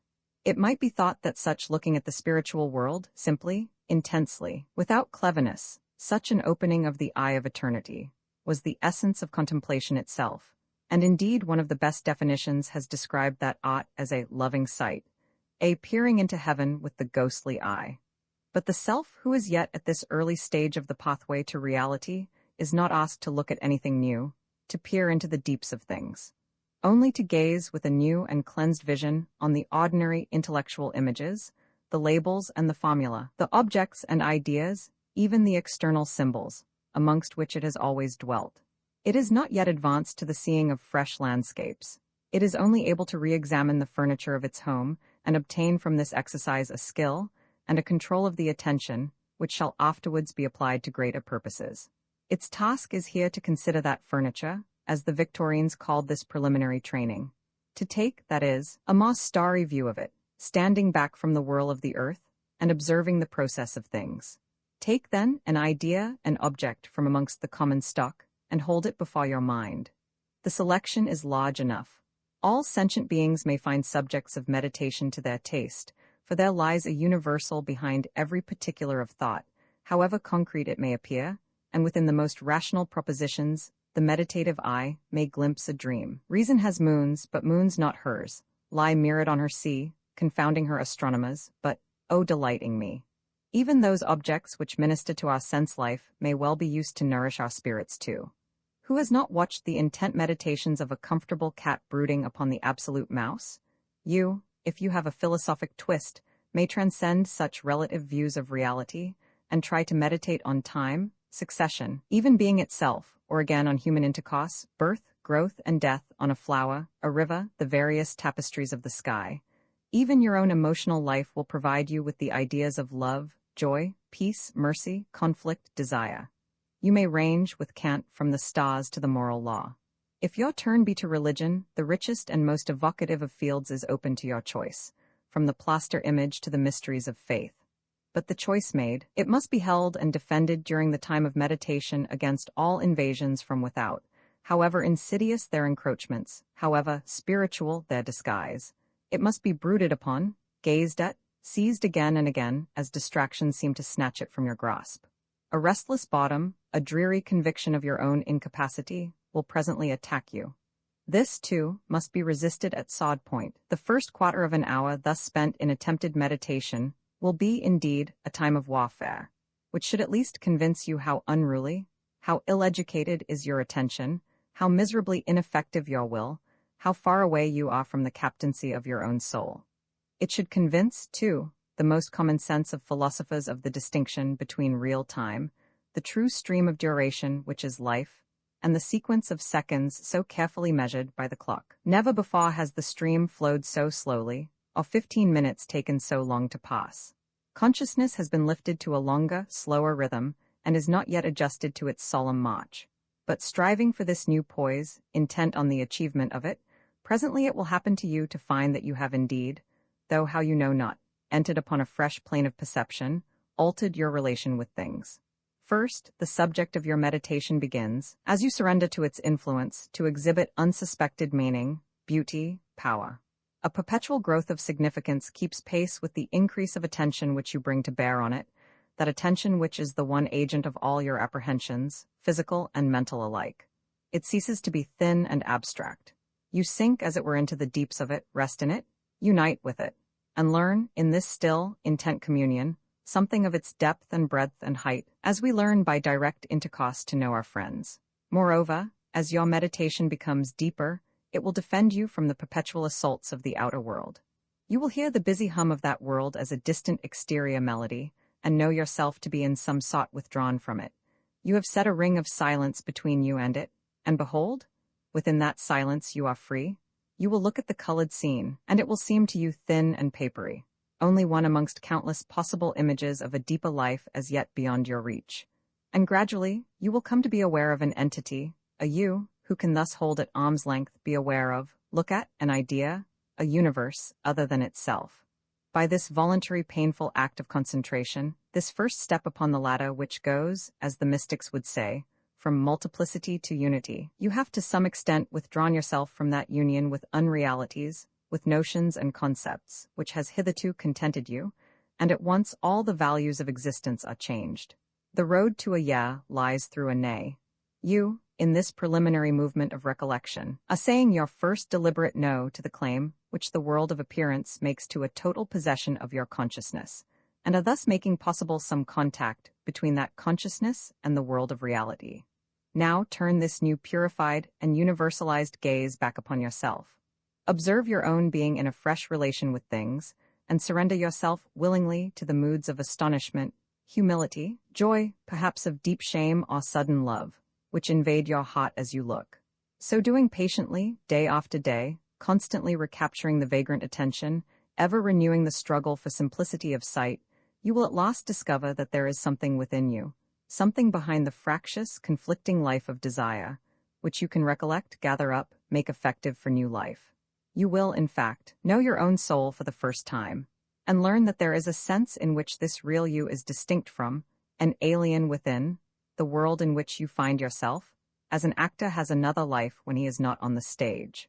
When you do not merely believe this but know it, when you have achieved this power of withdrawing yourself, of making this first crude distinction between appearance and reality, the initial stage of the contemplative life has been won. It is not much more of an achievement than that first proud effort in which the baby stands upright for a moment and then relapses to the more natural and convenient crawl. But it holds within it the same earnest of future development, self-adjustment. So, in a measure, you have found yourself, have retreated behind all that flowing appearance, that busy, unstable consciousness with its moods and obsessions, its feverish alternations of interest and apathy, its conflicts and irrational impulses, which even the psychologists mistake for you. Thanks to this recollective act, you have discovered in your inmost sanctuary a being not wholly practical, who refuses to be satisfied by your busy life of correspondences with the world of normal men, and hungers for communion with a spiritual universe. And this thing so foreign to your surface consciousness, yet familiar to it and continuous with it, you recognize as the true self whose existence you always took for granted, but whom you have only known hitherto in its scattered manifestations. That art thou. This climb up the mountain of self-knowledge, said the Victorian mystics, is the necessary prelude to all illumination. Only at its summit do we discover, as Dante did, the beginning of the pathway to reality. It is a lonely and an arduous excursion, a sufficient test of courage and sincerity, for most men prefer to dwell in comfortable ignorance upon the lower slopes, and that to make of their more obvious characteristics a drapery which shall veil the naked truth. True and complete self-knowledge, indeed, is the privilege of the strongest alone. Few can bear to contemplate themselves face to face, for the vision is strange and terrible, and brings awe and contrition in its wake. The life of the seer is changed by it forever. He is converted, in the deepest and most drastic sense, is forced to take up a new attitude towards himself and all other things. Likely enough, if you really knew yourself, saw your own dim character, perpetually at the mercy of its environment, your true motives, stripped for inspection and measured against eternal values, your unacknowledged self-indulgences, your irrational loves and hates, you would be compelled to remodel your whole existence and become for the first time a practical man. But you have done what you can in this direction, have at last discovered your own deeper being, your eternal spark, the agent of all your contacts with reality. You have often read about it. Now you have met it, know for a fact that it is there. What next? What changes? What readjustments will this self-revelation involve for you? You will have noticed, as with practice your familiarity with the state of recollection has increased, that the kind of consciousness which it brings with it, the sort of attitude which it demands of you, conflict sharply with the consciousness and the attitude which you have found so appropriate to your ordinary life in the past. They make this old attitude appear childish, unworthy, at last absurd. By this first deliberate effort to attend to reality, you are at once brought face to face with that dreadful revelation of disharmony, unrealness, and interior muddle, which the blunt moralists call conviction of sin. Never again need those moralists point out to you the inherent silliness of your earnest pursuit of impermanent things, your solemn concentration upon the game of getting on. Nonetheless, this attitude persists. Again and again, you swing back to it. Something more than realization is needed if you are to adjust yourself to your new vision of the world. This game which you have played so long has formed and conditioned you, developing certain qualities and perceptions, leaving the rest in abeyance. So that now, suddenly asked to play another, which demands fresh movements, alertness of a different sort, your mental muscles are intractable, your attention refuses to respond. Nothing less will serve you here than that drastic remodeling of character which the mystics call purgation, the second stage in the training of the human consciousness for participation in reality. It is not merely that your intellect has assimilated, united with a superficial and unreal view of the world. Far worse. Your will, your desire, the sum total of your energy, has been turned the wrong way, harnessed to the wrong machine. You have become accustomed to the idea that you want, or ought to want, certain valueless things, certain specific positions. For For years your treasure has been in the stock exchange, or the House of Commons, or the salon, or the reviews that really count, if they still exist, or the drawing rooms of Mayfair, and thither your heart perpetually tends to stray. Habit has you in its chains. You are not free. The awakening, then, of your deeper self, which knows not habit and desires nothing but free correspondence with the real, awakens you at once to the fact of a disharmony between the simple but inexorable longings and instincts of the buried spirit, now beginning to assert themselves in your hours of meditation, pushing out, as it were, towards the light, and the various changeful but insistent longings and instincts of the surface self. Between these two no peace is possible. They conflict at every turn. It becomes apparent to you that the declaration of Plotinus, accepted or repeated by all the mystics, concerning a higher and a lower life, and the cleavage that exists between them, has a certain justification even in the experience of the ordinary man. That great thinker and ecstatic said that all human personality was thus twofold, thus capable of correspondence with two orders of existence. The higher life was always tending towards union with reality, towards the gathering of itself up into one. The lower life, framed for correspondence with the outward world of multiplicity, was always tending to fall downwards and fritter the powers of the self among external things. This is but a restatement, in terms of practical existence, of the fact which recollection brought home to us, that the human self is transitional, neither angel nor animal, capable of living towards either eternity or time. But it is one thing to frame beautiful theories on these subjects, another when the unresolved dualism of your own personality, though you may not give it this high-sounding name, becomes the main fact of consciousness, perpetually reasserts itself as a vital problem, and refuses to take academic rank. This state of things means the acute discomfort which ensues on being pulled two ways at once. The uneasy swaying of attention between two incompatible ideals, the alternating conviction that there is something wrong, perverse, poisonous, about life as you have always lived it, and something hopelessly ethereal about the life which your innermost inhabitant wants to live. These disagreeable sensations grow stronger and stronger. First one and then the other asserts itself. You fluctuate miserably between their attractions and their claims, and will have no peace until these claims have been met, and the apparent opposition between them resolved. You are sure now that there is another, more durable and more reasonable, life possible to the human consciousness than that on which it usually spends itself. But it is also clear to you that you must yourself be something more, or other, than you are now, if you are to achieve this life, dwell in it, and breathe its air. You have had in your brief spells of recollection a first quick vision of that plane of being which Augustine called the land of peace, the beauty old and new. You know forevermore that it exists, that the real thing within yourself belongs to it, might live in it, is being all the time invited and enticed to it.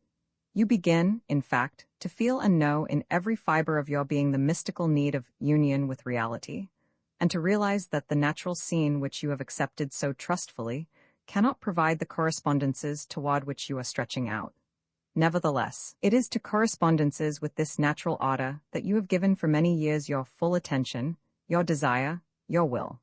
The surface self, left for so long in undisputed possession of the conscious field, has grown strong, and cemented itself like a limpet to the rock of the obvious, gladly exchanging freedom for apparent security, and building up, from a selection amongst the more concrete elements offered it by the rich stream of life, a defensive shell of fixed ideas. It is useless to speak kindly to the limpet. You must detach it by main force. That old, comfortable, clinging life, protected by its hard shell from the living waters of the sea, must now come to an end. A conflict of some kind, a severance of old habits, old notions, old prejudices, is here inevitable for you, and a decision as to the form which the new adjustments must take. Now, although in a general way we may regard the practical man's attitude to existence as a limpet-like adherence to the unreal, yet from another point of view, fixity of purpose and desire is the last thing we can attribute to him. His mind is full of little whirlpools, twists and currents, conflicting systems, incompatible desires. One after another, he centers himself on ambition, love, duty, friendship, social convention, politics, religion, self-interest in one of its myriad forms, making of each a car around which whole sections of his life are arranged. One after another, these things either fail him or enslave him. Sometimes they become obsessions, distorting his judgment, narrowing his outlook, coloring his whole existence.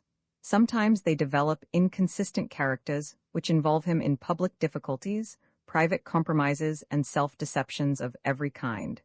They split his attention, fritter his powers. This state of affairs, which usually passes for an active life, begins to take on a different complexion when looked at with the simple eye of meditation. Then we observe that the plain man's world is in a muddle, just because he has tried to arrange its major interests round himself as round a center, and he is neither strong enough nor clever enough for the job. He has made a wretched little whirlpool in the mighty river of becoming, interrupting, as he imagines, in his own interest, its even flow, and within that whirlpool are numerous petty complexes and countercurrents, amongst which his will and attention fly to and fro in a continual state of unrest. The man who makes a success of his life, in any department, is he who has chosen one from amongst these claims and interests, and devoted to it his energetic powers of heart and will, unifying himself about it, and from within it resisting all counterclaims. He has one objective, one center, has killed out the lesser ones and simplified himself. Now the artist, the discoverer, the philosopher, the lover, the patriot, the true enthusiast for any form of life, can only achieve the full reality to which his special art or passion gives access by innumerable renunciations. He must kill out the smallest centers of interest, in order that his whole will, love, and attention may pour itself out towards, seize upon, unite with, that special manifestation of the beauty and significance of the universe to which he is drawn. So, too, a deliberate self-simplification, a purgation of the heart and will, is demanded of those who would develop the form of consciousness called mystical. All your power, all your resolution, is needed if you are to succeed in this adventure. There must be no frittering of energy, no mixture of motives. We hear much of the mystical temperament, the mystical vision. The mystical character is far more important, and its chief ingredients are courage, singleness of heart, and self-control. It is towards the perfecting of these military virtues, not to the production of a pious softness, that the discipline of asceticism is largely directed, and the ascetic foundation, in one form or another, is the only enduring foundation of a sane contemplative life. You cannot, until you have steadied yourself, found a poise, and begun to resist some amongst the innumerable claims which the world of appearance perpetually makes upon your attention and your desire, make much use of the new power which recollection has disclosed to you. And this recollection itself, so long as it remains merely a matter of attention and does not involve the heart, is no better than a psychic trick. You are committed, therefore, as the fruit of your first attempts at self-knowledge, to a deliberate, probably a difficult, rearrangement of your character, to the stern cost of self-discipline, the voluntary acts of choice on the one hand and of rejection on the other, which ascetic writers describe under the formidable names of detachment and mortification. By detachment, they mean the eviction of the limpet from its crevice, the refusal to anchor yourself to material things, to regard existence from the personal standpoint, or confuse custom with necessity. By modification, they mean the resolving of the turbulent whirlpools and currents of your own conflicting passions, interests, desires, the killing out of all those tendencies which the peaceful vision of recollection would condemn, and which create the fundamental opposition between your interior and exterior life. What then, in the last resort, is the source of this opposition, the true reason of your uneasiness, your unrest? The reason lies, not in any real incompatibility between the interests of the temporal and the eternal orders, which are but two aspects of one fact, two expressions of one love. It lies solely in yourself, in your attitude towards the world of things. You are enslaved by the verb to have. All your reactions to life consist in corporate or individual demands, appetites, wants. That love of life, of which we sometimes speak, is mostly cupboard love. We are quick to snap at her ankles when she locks the larder door, a proceeding which we dignify by the name of pessimism. The mystic knows not this attitude of demand. He tells us again and again that he is rid of all his asking, that henceforth the heat of having shall never scotch him more. Compare this with your normal attitude to the world, practical man, your quiet certitude that you are well within your rights in pushing the claims of the I, the me, the mine, your habit, if you be religious, of asking for the weather and the government that you want, of persuading the supernal powers to take a special interest in your national or personal health and prosperity. How often in each day do you deliberately revert to an attitude of disinterested adoration? Yet this is the only attitude in which true communion with the universe is possible. The very mainspring of your activity is a demand, either for a continued possession of that which you have, or for something which as yet you have not. Wealth, honor, success, social position, love, friendship, comfort, amusement. You feel that you have a right to some of these things, to a certain recognition of your powers, a certain immunity from failure or humiliation. You resent anything which opposes you in these matters. You become restless when you see other selves more skillful in the game of acquisition than yourself. You hold tight against all comers your own share of the spoils. You are rather inclined to shirk boring responsibilities and unattractive, unremunerative toil. Are greedy of pleasure and excitement, devoted to the art of having a good time. If you possess a social sense, you demand these things not only for yourself but for your tribe, the domestic or racial group to which you belong. These dispositions, so ordinary that they almost pass unnoticed, were named by our blunt forefathers the 7 deadly sins of pride, anger, envy, avarice, sloth, gluttony, and lust. Perhaps you would rather call them, as indeed they are, the 7 common forms of egotism. They represent the natural reactions to life of the self-centered human consciousness, enslaved by the world of multiplicity, and constitute absolute barriers to its attainment of reality. So long as these dispositions govern character, we can never see or feel things as they are, but only as they affect ourselves, our family, our party, our business, our church, our empire, the I, the me, the mine, in its narrower or wider manifestations. Only the detached and purified heart can view all things, the irrational cruelty of circumstance, the tortures of war, the apparent injustice of life, the acts and beliefs of enemy and friend, in true proportion, and reckon with calm mind the sum of evil and good. Therefore the mystics tell us perpetually that selfhood must be killed before reality can be attained. Feel sin a lump, thou wottest never what, but none other thing than thyself, says the cloud of unknowing. When the I, the me, and the mine are dead, the work of the Lord is done, says Kabia. The substance of that wrongness of act and relation which constitutes sin is the separation of the individual spirit from the whole, the ridiculous megalomania which makes each man the center of his universe. Hence comes the turning inwards and condensation of his energies and desires, till they do indeed form a lump, a hard, tight core about which all the currents of his existence swirl. This heavy weight within the heart resists every outgoing impulse of the spirit, and tends to draw all things inward and downward to itself, never to pour itself forth in love, enthusiasm, sacrifice.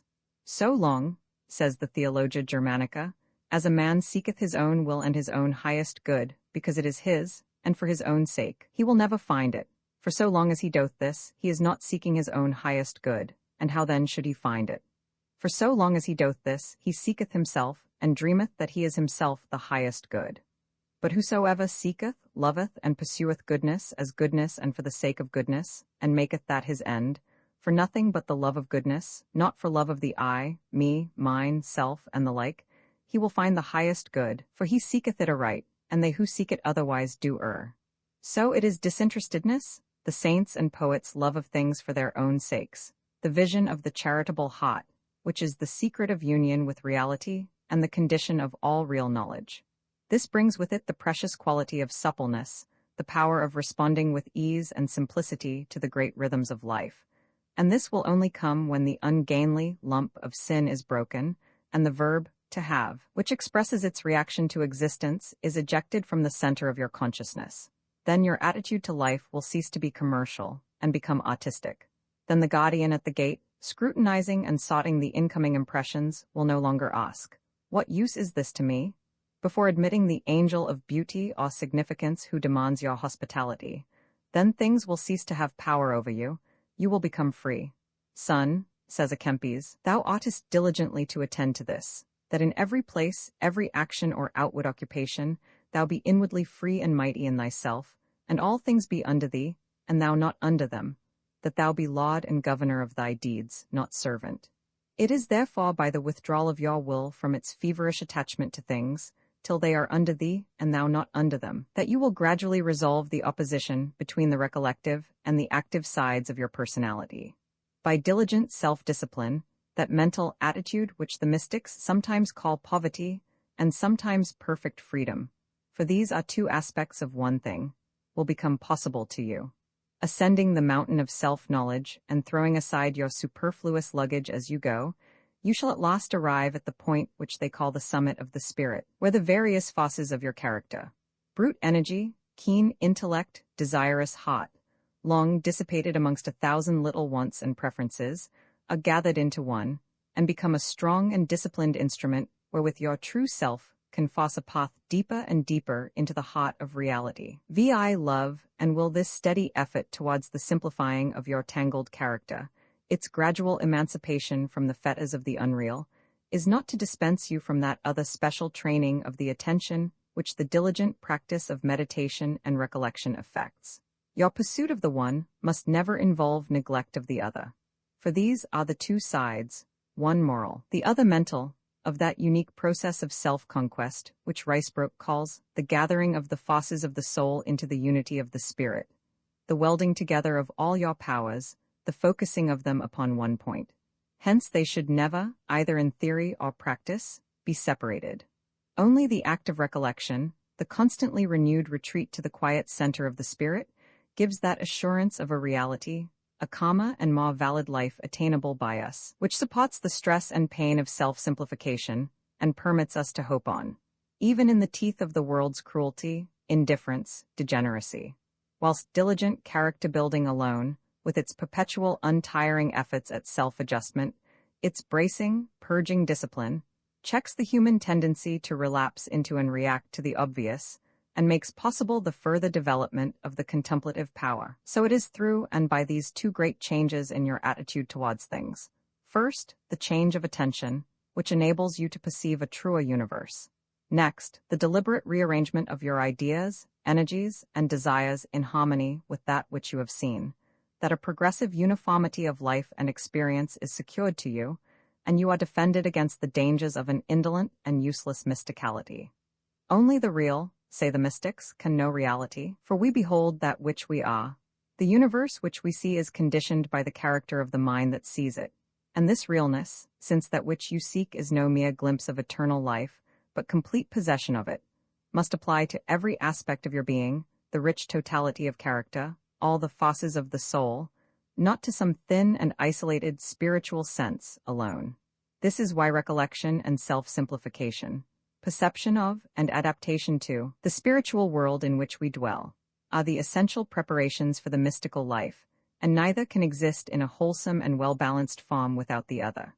By them, the mind, the will, the heart, which so long had dissipated their energies over 1,000 scattered notions, wants, and loves, are gradually detached from their old exclusive preoccupation with the ephemeral interests of the self, or of the group to which the self belongs.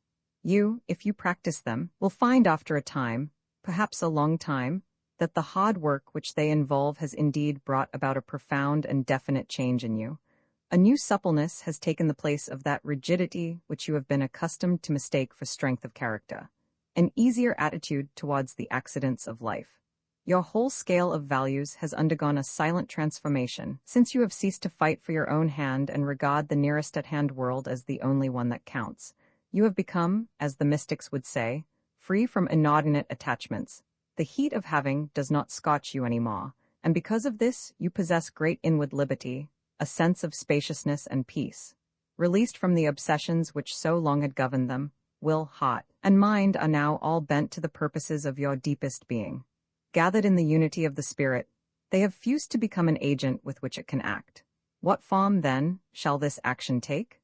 It shall take a practical form, shall express itself in terms of movement, the pressing outwards of the whole personality, the eager and trustful stretching of it towards the fresh universe which awaits you. As all scattered thinking was cut off in recollection, as all vagrant and unworthy desires have been killed by the exercises of detachment, so now all scattered willing, all hesitations between the indrawing and outflowing instincts of the soul, shall be checked and resolved. You are to push with all your power, not to absorb ideas, but to pour forth will and love. With this conative act, as the psychologists would call it, the true contemplative life begins. Contemplation, you see, has no very close connection with dreaminess and idle musing. It is more like the intense effort of vision, the passionate and self-forgetful act of communion, presupposed in all creative aught. It is, says one old English mystic, a blind intense stretching, a privy love pressed in the direction of ultimate beauty, athwart all the checks, hindrances, and contradictions of the restless world. A loving stretching out towards reality, says the great Ricebroke, than whom none has gone further on this path. Tension, are of its essence. It demands the perpetual exercise of industry and courage. We observe in such definitions as these a strange neglect of that glory of man, the pure intellect, with which the spiritual prig enjoys to believe that he can climb up to the empyrean itself. It almost seems as though the mystics shared Keats' view of the supremacy of feeling over thought and reached out towards some new and higher range of sensation, rather than towards new and more accurate ideas. They are ever eager to assure us that man's most sublime thoughts of the transcendent are but a little better than his worst, that loving intuition is the only certain guide. By love may he be gotten and holden, but by thought never. Yet here you are not to fall into the clumsy error of supposing that the things which are beyond the grasp of reason are necessarily unreasonable things. Immediate feeling, so far as it is true, does not oppose, but transcends and completes the highest results of thought. It contains within itself the sum of all the processes through which thought would pass in the act of attaining the same goal. Supposing thought to have reached, as it has not, the high pitch at which it was capable of thinking its way all along this road. In the preliminary act of gathering yourself together, and in those unremitting explorations through which you came to a knowing and a feeling of yourself as you are, thought assuredly had its place. There the powers of analysis, criticism, and deduction found work that they could do.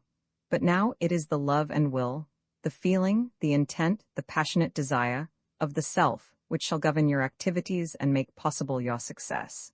Few would care to brave the horrors of a courtship conducted upon strictly intellectual lines, and contemplation is an act of love, the wooing, not the critical study, of divine reality. It is an eager outpouring of ourselves towards a somewhat other for which we feel a passion of desire, a seeking, touching, and tasting, not a considering and analyzing, of the beautiful and true wherever found. It is, as it were, a responsive act of the organism to those supernal powers without, which touch and stir it. Deep humility as towards those powers, a willing surrender to their control, is the first condition of success. The mystics speak much of these elusive contacts, felt more and more in the soul, as it becomes increasingly sensitive to the subtle movements of its spiritual environment. Sense, feeling, taste, complacency, and sight, these are the true and real joys, the living, flowing, inward, melting, bright, and heavenly pleasures, all the rest are toys, all which are founded in desire, as light in flame and heat in fire. But this new method of correspondence with the universe is not to be identified with mere feeling in its lowest and least orderly forms. Contemplation does not mean abject surrender to every mystical impression that comes in. It is no sentimental aestheticism or emotional piety to which you are being invited, nor shall the transcending of reason ever be achieved by way of spiritual silliness. All the powers of the self, raised to their intensest form, shall be used in it, though used perhaps in a new way. These, the three great faculties of love, thought, and will, with which you have been accustomed to make great show on the periphery of consciousness, you have, as it were, drawn inwards during the course of your inward retreat, and by your education in detachment have cured them of their tendency to fritter their powers amongst a multiplicity of objects. Now, at the very heart of personality, you are alone with them. You hold with you in that interior castle, and undistracted for the moment by the demands of practical existence, the three great tools wherewith the soul deals with life. As regards the life you have hitherto looked upon as normal, love, understood in its widest sense as desire, emotional inclination, has throughout directed your activities. You did things, sought things, learned things, even suffered things, because at bottom you wanted to. Will has done the work to which love spurred it. Thought has assimilated the results of their activities and made for them pictures, analyses, explanations of the world with which they had to deal. But now your purified love discerns and desires, your will is set towards, something which thought cannot really assimilate, still less explain. Contemplation, says Ricebroke, is a knowing that is in no wise, therein all the workings of the reason fail. That reason has been trained to deal with the stuff of temporal existence. It will only make mincemeat of your experience of eternity if you give it a chance. trimming, transforming, rationalizing that ineffable vision, trying to force it into a symbolic system with which the intellect can cope. This is why the great contemplatives utter again and again their solemn warning against the deceptiveness of thought when it ventures to deal with the spiritual intuitions of man, crying with the author of the cloud of unknowing, "Look that nothing live in thy working mind but a naked intense stretching." The voluntary tension of your ever-growing, ever-moving personality pushing out towards the real. "Love and do what you like," said the wise Augustine. "So little does mere surface activity count against the deep motive that begets it. The dynamic power of love and will, the fact that the heart's desire, if it be intense and industrious, is a better earnest of possible fulfillment than the most elegant theories of the spiritual world. This is the perpetual theme of all the Christian mystics. By such love, they think, the worlds themselves were made. By an eager outstretching towards reality, they tell us, we tend to move towards reality, to enter into its rhythm. By a humble and unquestioning surrender to it, we permit its entrance into our souls. This twofold act, in which we find the double character of all true love, which both gives and takes, yields and demands, is assured, if we be patient and single-hearted, of ultimate success. At last our ignorance shall be done away, and we shall apprehend the real and the eternal, as we apprehend the sunshine when the sky is free from cloud. Therefore, smite upon that thick cloud of unknowing with a sharp dot of longing love, and suddenly it shall part and disclose the blue. Smite, press, push, strive, these are strong words, yet they are constantly upon the lips of the contemplatives when describing the earliest stages of their art. Clearly, the abolition of discursive thought is not to absolve you from the obligations of industry. You are to energize enthusiastically upon new planes, where you shall see more intensely, hear more intensely, touch and taste more intensely than ever before. For the modes of communion which these senses make possible to you are now to operate as parts of the one single state of perfect intuition, of loving knowledge by union, to which you are growing up. And gradually you come to see that, if this be so, it is the ardent will that shall be the prime agent of your undertaking, a will which has now become the active expression of your deepest and purest desires. About this, the recollected and simplified self is to gather itself as a center, and thence to look out, steadily, deliberately, with eyes of love towards the world. To look with the eyes of love seems a vague and sentimental recommendation, yet the whole art of spiritual communion is summed in it, and exact and important results flow from this exercise. The attitude which it involves is an attitude of complete humility and of receptiveness, without criticism, without clever analysis of the things seen. When you look thus, you surrender your I-hood, see things at last as the artist does, for their sake, not for your own. The fundamental unity that is in you reaches out to the unity that is in them, and you achieve the simple vision of the poet and the mystic, that synthetic and undistorted apprehension of things, which is the antithesis of the single vision of practical men. The doors of perception are cleansed, and everything appears as it is. The disfiguring results of hate, rivalry, prejudice, vanish away.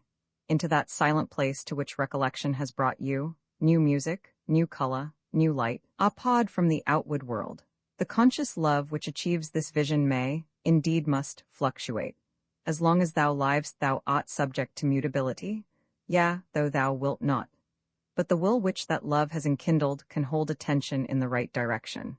It can refuse to relapse to unreal and egotistic correspondences, and continue, even in darkness, and in the suffering which such darkness brings to the awakened spirit, its appointed task, cutting away into new levels of reality. Therefore this transitional stage in the development of the contemplative powers, in one sense the completion of their elementary schooling, in another the beginning of their true activities, is concerned with the toughening and further training of that will which self-simplification has detached from its old concentration upon the unreal wants and interests of the self. Merged with your intuitive love, this is to become the true agent of your encounter with reality. For that simple eye of intention, which is so supremely your own, and in the last resort the maker of your universe and controller of your destiny, is nothing else but a synthesis of such energetic will and such uncorrupt desire, turned and held in the direction of the best. Romans 7, the first form of contemplation concentration. Recollection, a profound self-criticism, the stilling of his busy surface intellect, his restless emotions of enmity and desire, the voluntary achievement of an attitude of disinterested love. By these strange paths the practical man has now been led, in order that he may know by communion something of the greater life in which he is immersed, and which he has so long and so successfully ignored. He has managed in his own small way something equivalent to those drastic purifications, those searching readjustments which are undertaken by the heroic seekers for reality, the arts whereby they defeat the tyranny of the I, the me, the mine, and achieve the freedom of a wider life. Now, perhaps he may share to some extent in that illumination, that extended and intensified perception of things, which they declare to be the heritage of the liberated consciousness. This illumination shall be gradual. The attainment of it depends not so much upon a philosophy accepted, or a new gift of vision suddenly received, as upon an uninterrupted changing and widening of character, a progressive growth towards the real, an ever more profound harmonization of the self's life with the greater and inclusive rhythms of existence. It shall therefore develop in width and depth as the sphere of that self's intuitive love extends. As your own practical sympathy with and understanding of other lives, your realization of them, may be narrowed and stiffened to include no more than the family group, or spread over your fellow workers, your class, your city, party, country, or religion, even perhaps the whole race, till you feel yourself utterly part of it, moving with it, suffering with it, and partake of its whole conscious life. So here. Self-mergence is a gradual process, dependent on a progressive unlimiting of personality. The apprehension of reality which rewards it is gradual too. In essence, it is one continuous outflowing movement towards that boundless heavenly consciousness where the flaming ramparts, which shut you from true communion with all other selves and things, is done away. An unbroken process of expansion and simplification, which is nothing more or less than the growth of the spirit of love, the full flowering of the patriotic sense. By this perpetually renewed casting down of the hard barriers of individuality, these willing submissions to the compelling rhythm of a larger existence than that of the solitary individual or even of the human group, by this perpetual widening, deepening, and unselfing of your attentiveness, you are to enlarge your boundaries and become the citizen of a greater, more joyous, more poignant world, the partaker of a more abundant life. The limits of this enlargement have not yet been discovered. The greatest contemplatives, returning from their highest ascents, can only tell us of a world that is unwalled. But this growth into higher realities, this blossoming of your contemplative consciousness, though it be, like all else we know in life, an unbroken process of movement and change, must be broken up and reduced to the series of concrete forms which we call order, if our inelastic minds are to grasp it. So, we will consider it as the successive achievement of those three levels or manifestations of reality, which we have agreed to call the natural world of becoming, the metaphysical world of being, and, last and highest, that divine reality within which these opposites are found as one.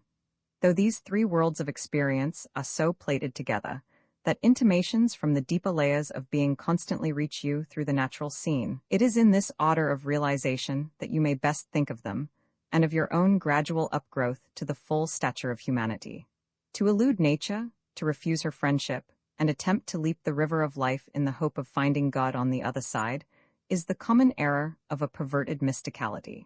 It is as fatal in result as the opposite error of deliberately arrested development, which, being attuned to the wonderful rhythms of natural life, is content with this increase of sensibility, and, becoming a nature mystic, asks no more. So you ought to begin with that first form of contemplation which the old mystics sometimes called the discovery of God in his creatures.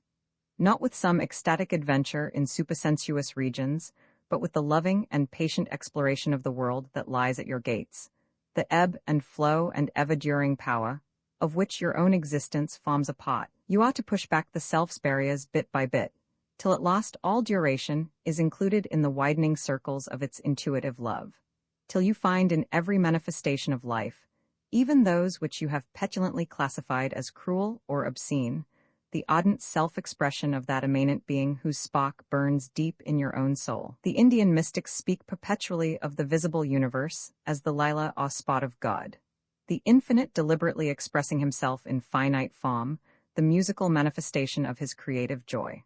All gracious and all courteous souls, they think, will gladly join his play, considering rather the wonder and achievement of the whole.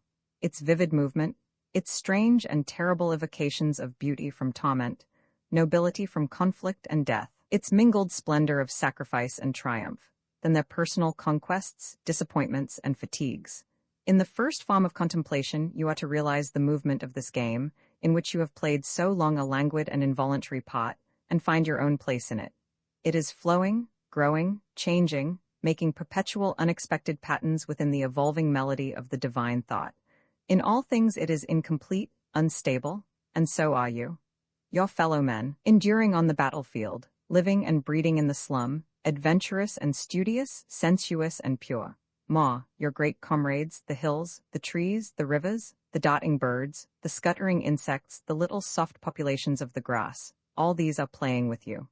They move one to another in delicate responsive measures, now violent, now gentle, now in conflict, now in peace, yet ever weaving the pattern of a ritual dance, and obedient to the music of that invisible choragus whom Bohème and Plotinus knew. What is that great wind which blows without, in continuous and ineffable harmonies? Part of you, practical man. There is but one music in the world, and to it you contribute perpetually, whether you will or no, your one little ditty of no tone. Mad with joy, life and death dance to the rhythm of this music. The hills and the sea and the earth dance. The world of man dances in laughter and tears. It seems a pity to remain in ignorance of this, to keep as it were a plate-glass window between yourself and your fellow dancers, all those other thoughts of God, perpetually becoming, changing and growing beside you, and commit yourself to the unsocial attitude of the cat that walks by itself. Begin therefore at once. Gather yourself up, as the exercises of recollection have taught you to do. Then, with attention no longer frittered amongst the petty accidents and interests of your personal life, but poised, tense, ready for the work you shall demand of it, stretch out by a distinct act of loving will towards one of the myriad manifestations of life that surround you, and which, in an ordinary way, you hardly notice unless you happen to need them. Paw yourself out towards it, do not draw its image towards you. Deliberate, impassioned attentiveness, an attentiveness which soon transcends all consciousness of yourself, as separate from and attending to the thing seen. This is the condition of success. As to the object of contemplation, it matters little. From Alp to insect, anything will do, provided that your attitude be right. For all things in this world towards which you are stretching out are linked together, and one truly apprehended will be the gateway to the rest. Look with the eye of contemplation on the most dissipated tabby of the streets, and you shall discern the celestial quality of life set like an aureole about his tattered ears, and hear in his strident mew an echo of the deep, enthusiastic joy, the rapture of the hallelujah sent from all that breathes and is. The sooty tree up which he scrambles to escape your earnest gaze is holy too.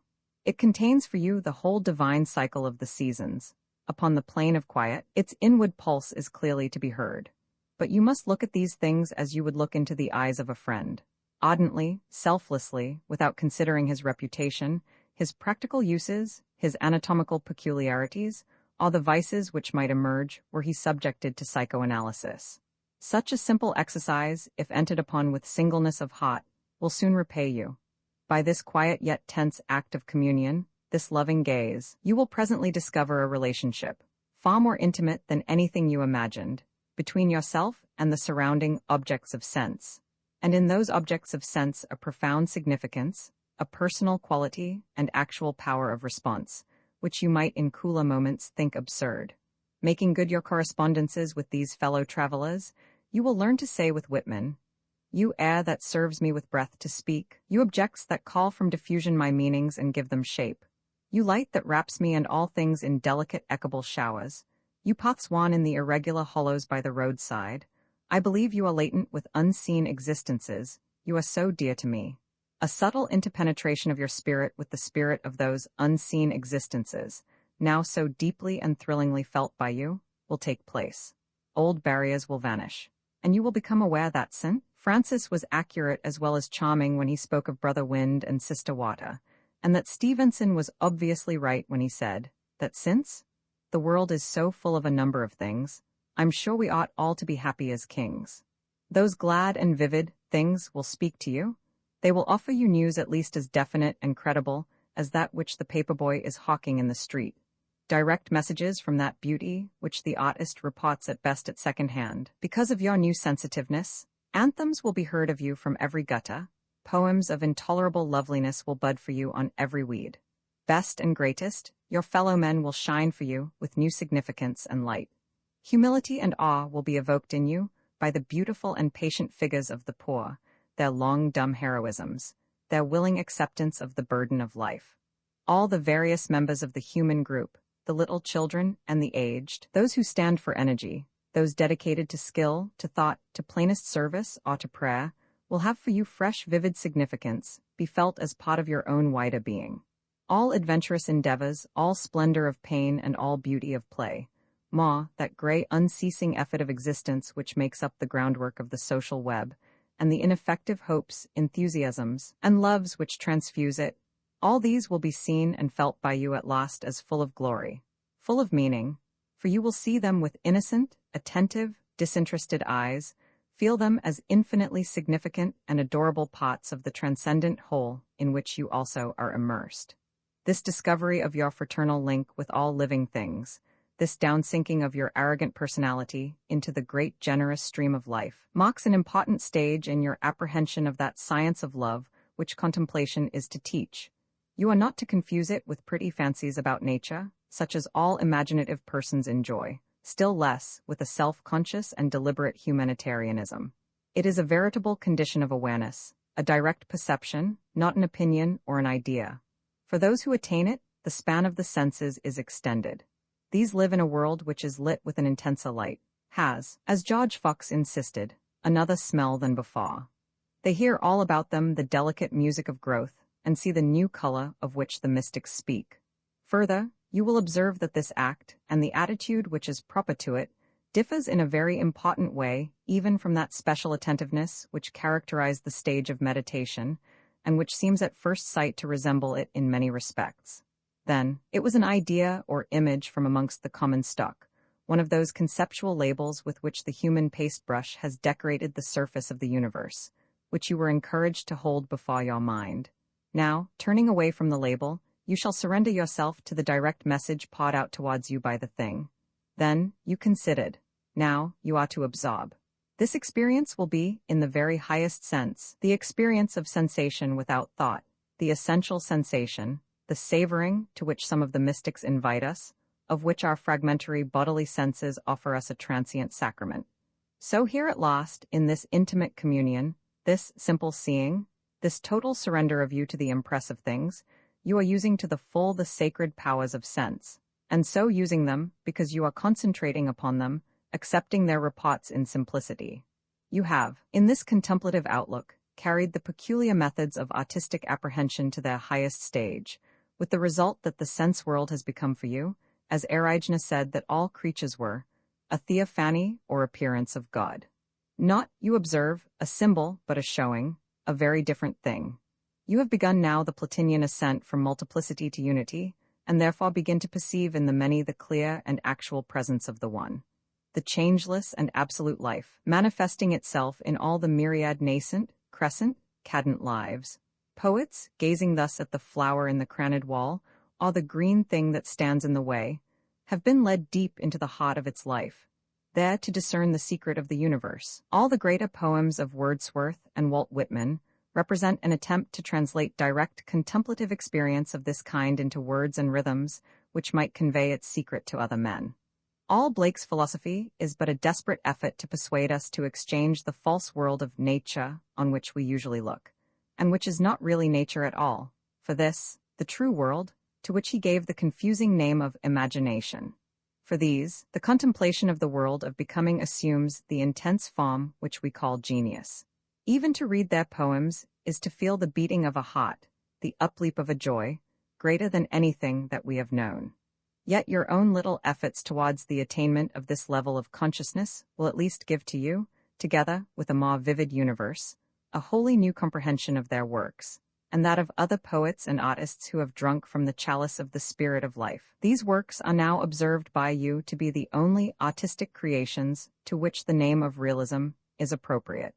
And it is by the standard of reality that you shall now criticize them, recognizing in utterances, which you once dismissed as rhetoric, the desperate efforts of the clear-sighted towards the exact description of things veritably seen in that simplified state of consciousness, which Blake called imagination uncorrupt. It was from those purified and heightened levels of perception to which the first form of contemplation inducts the soul, that Julian of Norwich, gazing upon a little thing, the quantity of an hazel nut, found in it the epitome of all that was made, for therein she perceived the royal character of life. So small and helpless in its mightiest forms, so august even in its meanest, that life in its wholeness was then realized by her as the direct outbirth of, and the meek dependent upon, the energy of divine love. She felt at once the fugitive character of its apparent existence, the perdurable reality within which it was held. I marveled, she said, how it might last, for methought it might suddenly have fallen to naught for littleness, and I was answered in my understanding, it lasteth, and ever shall, for that God loveth it, and so all thing hath the being by the love of God. To this same apprehension of reality, this linking up of each finite expression with its origin, this search for the inner significance of every fragment of life, one of the greatest and most balanced contemplatives of the 19th century, Florence Nightingale, reached out when she exclaimed in an hour of self-examination, I must strive to see only God in my friends and God in my cats. Yet it is not the self-tormenting strife of introspective and self-conscious aspiration, but rather an unrelaxed, diligent intention, a steady acquiescence, a simple and loyal surrender to the great currents of life, a holding on to results achieved in your best moments that shall do it for you. A surrender not limp but deliberate, a trustful self-donation, a living faith. A pleasing stirring of love, says the cloud of unknowing, not a desperate, anxious struggle from all light. True contemplation can only thrive when defended from two opposite exaggerations, quietism on the one hand, and spiritual fuss upon the other. Neither from passivity nor from anxiety has it anything to gain. Though the way may be long, the material of your mind intractable, to the eager lover of reality ultimate success is assured. The strong tide of transcendent life will inevitably invade, clarify, uplift the consciousness which is open to receive it, a movement from without, subtle yet actual, answering each willed movement from within. Your opening and his entering, says Eckhart, are but one moment. When, therefore, you put aside your preconceived ideas, your self-centered scale of values, and let intuition have its way with you, you open up by this act new levels of the world. Such an opening up is the most practical of all activities. For then and then only will your diurnal existence, and the natural scene in which that existence is set, begin to give up to you its richness and meaning. Its paradoxes and inequalities will be disclosed as true constituents of its beauty, and inconceivable splendor will be shaken out from its dingiest folds. Then, and only then, escaping the single vision of the selfish, you will begin to guess all that your senses were meant to be. I swear the earth shall surely be complete to him or her who shall be complete. The earth remains jagged and broken only to him or her who remains jagged and broken. Roman 8, the second form of contemplation. And here, says Ricebroke of the self which has reached this point, there begins a hunger and a thirst which shall never more be stilled. In the first form of contemplation, that self has been striving to know better its own natural plane of existence. It has stretched out the feelers of its intuitive love into the general stream of duration of which it is a part, breaking down the fences of personality, merging itself in a larger consciousness. It has learned to know the world of becoming from within, as a citizen, a member of the great society of life, not merely as a spectator. But the more deeply and completely you become immersed in and aware of this life, the greater the extension of your consciousness. The more insistently will rumors and intimations of a higher plane of experience, a closer unity and more complete synthesis, begin to besiege you. You feel that hitherto you have received the messages of life in a series of disconnected words and notes, from which your mind constructed as best it could certain coherent sentences and tunes, laws, classifications, relations, and the rest. But now, you reach out towards the ultimate sentence and melody, which exist independently of your own constructive efforts, and realize that the words and notes which so often puzzled you, by displaying an intensity that exceeded the demands of your little world, only have beauty and meaning just because, and in so far as you discern them to be the partial expressions of a greater whole, which is still beyond your reach. You have long been like a child tearing up the petals of flowers, in order to make a mosaic on the garden path. And the results of this murderous diligence you mistook for a knowledge of the world. When the bits fitted with unusual exactitude, you called it science. Now, at last you have perceived the greater truth and loveliness of the living plant from which you broke them. Have, in fact, entered into direct communion with it, united with its reality. But this very recognition of the living growing plant does, and must entail for you a consciousness of deeper realities, which as yet you have not touched, of the intangible things and forces which feed and support it, of the whole universe that touches you through its life. A mere cataloguing of all the plants, though this were far better than your old game of indexing your own poor photographs of them, will never give you access to the unity, the fact, whatever it may be, which manifests itself through them. To suppose that it can do so is the cardinal error of the nature mystic, an error parallel with that of the psychologist who looks for the soul in psychic states. The deeper your realization of the plant in its wonder, the more perfect your union with the world of growth and change. The quicker, the more subtle your response to its countless suggestions, so much the more acute will become your craving for something more. You will now find and feel the infinite and eternal, making as it were veiled and sacramental contacts with you under these accidents, through these its ceaseless creative activities, and you will want to press through and beyond them to a fuller realization of, a more perfect and unmediated union with, the substance of all that is. With the great widening and deepening of your life that has ensued from the abolition of a narrow selfhood, your entrance into the larger consciousness of living things, there has necessarily come to you an instinctive knowledge of a final and absolute group relation, transcending and including all lesser unions in its sweep. To this, the second stage of contemplation, in which human consciousness enters into its peculiar heritage, something within you now seems to urge you on. If you obey this inward push, pressing forward with the sharp dart of your longing love, forcing the point of your willful attention further and further into the web of things, such an ever-deepening realization, such an extension of your conscious life, will indeed become possible to you. Nothing but your own apathy, your feeble and limited desire, limits this realization. Here there is a strict relation between demand and supply. Your achievement shall be in proportion to the greatness of your desire. The fact, and the impressing energy, of the reality without does not vary. Only the extent to which you are able to receive it depends upon your courage and generosity, the measure in which you give yourself to its embrace. Those minds which set a limit to their self-donation must feel as they attain it, not a sense of satisfaction, but a sense of constriction. It is useless to offer your spirit a garden, even a garden inhabited by saints and angels, and pretend that it has been made free of the universe. You will not have peace until you do away with all banks and hedges, and exchange the garden for the wilderness that is unwalled, that wild, strange place of silence where lovers lose themselves. Yet you must begin this great adventure humbly, and take, as Julian of Norwich did, the first stage of your new outward-going journey along the road that lies nearest at hand. When Julian looked with the eye of contemplation upon that little thing, which revealed to her the oneness of the created universe, her deep and loving sight perceived in it successively three properties, which she expressed as well as she might under the symbols of her own theology. The first is that God made it, the second is that God loveth it, the third is that God keepeth it. Here are three phases in the ever-widening contemplative apprehension of reality. Not three opinions, but three facts for which she struggles to find words. The first is that each separate living thing, budding like an hazel nut upon the tree of life, and the destined to mature, age, and die, is the outbirth of another power, of a creative push. That the world of becoming in all its richness and variety is not ultimate, but formed by something other than, and utterly transcendent to, itself. This, of course, the religious mind invariably takes for granted, but we are concerned with immediate experience rather than faith. To feel and know those two aspects of reality which we call created and uncreated, nature and spirit, to be as sharply aware of them, as sure of them, as we are of land and sea, is to be made free of the supersensual world. It is to stand for an instant at the poet's side and see that poem of which you have deciphered separate phrases in the earlier form of contemplation. Then you were learning to read, and found in the words, the lines, the stanzas, an astonishing meaning and loveliness.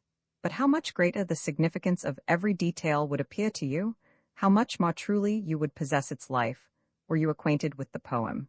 not as a mere succession of such lines and stanzas, but as a non-successional whole. From this Julian passes to that deeper knowledge of the heart which comes from a humble and disinterested acceptance of life.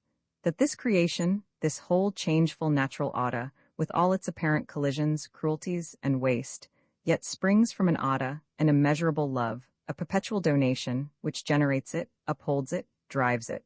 For all thing hath the being by the love of God. Blake's anguished question here receives its answer. The mind that conceived the lamb conceived the tiger too.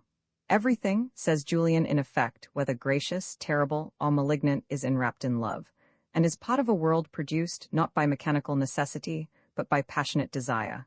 Therefore nothing can really be mean, nothing despicable, nothing, however perverted, irredeemable. The blasphemous otherworldliness of the false mystic who conceives of matter as an evil thing and flies from its deceits is corrected by this loving sight.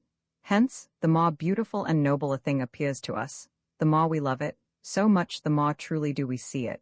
For then we perceive within it the divine order surging up towards expression, and share that simplicity and purity of vision in which most saints and some poets see all things as they are in God.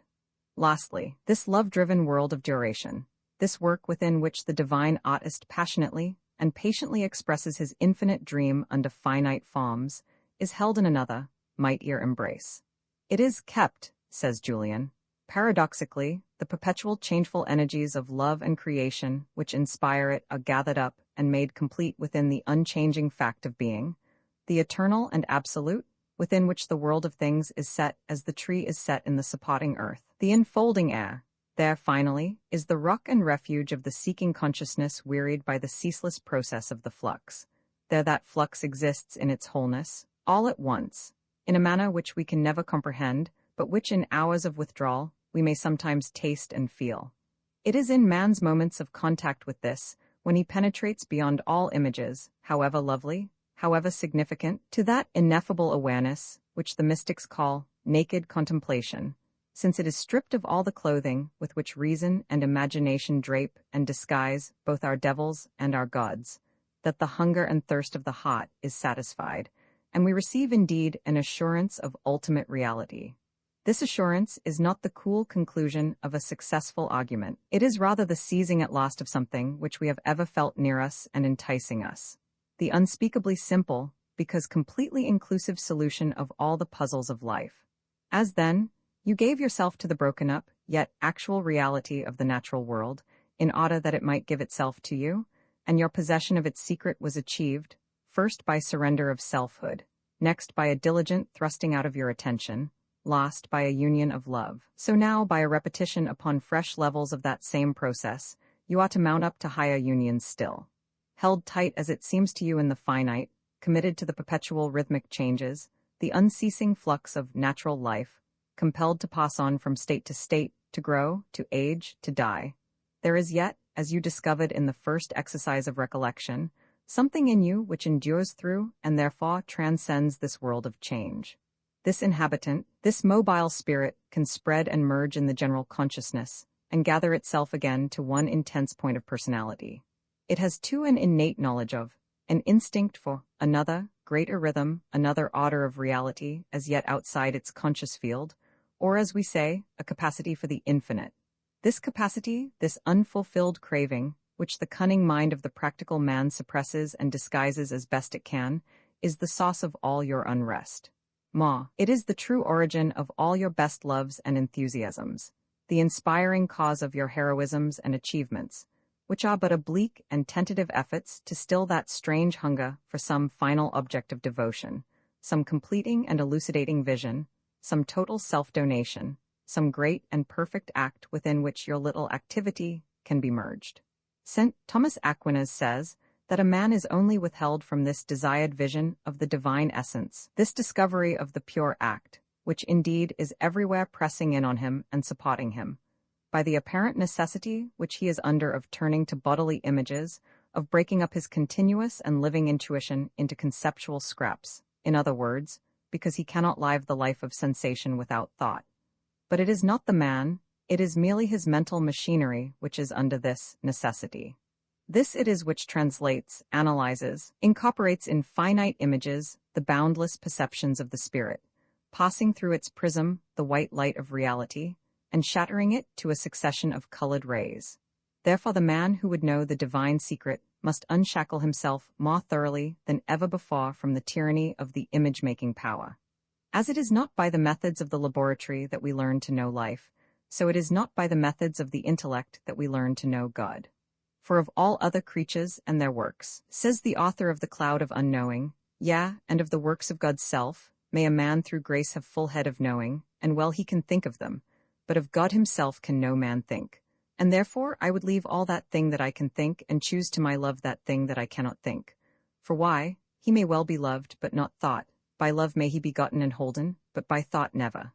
Gotten and holden, homely words, that suggest rather the outstretching of the hand to take something lying at your very gates, than the long outward journey or terrific ascent of the contemplative soul. Reality indeed, the mystics say, is near and far, far from our thoughts, but saturating and supporting our lives. Nothing would be nearer, nothing dearer, nothing sweeter, were the doors of our perception truly cleansed. You have then but to focus attention upon your own deep reality, realize your own soul. In order to find it, we dwell in him and he in us. You participate in the eternal order now, the vision of the divine essence. The participation of its own small activity in the supernal act is for the spark of your soul a perpetual process. On the apex of your personality, spirit ever gazes upon spirit, melts and merges in it. From and by this encounter, its life arises and is sustained, but you have been busy from your childhood with other matters. All the urgent affairs of life, as you absurdly called it, have monopolized your field of consciousness.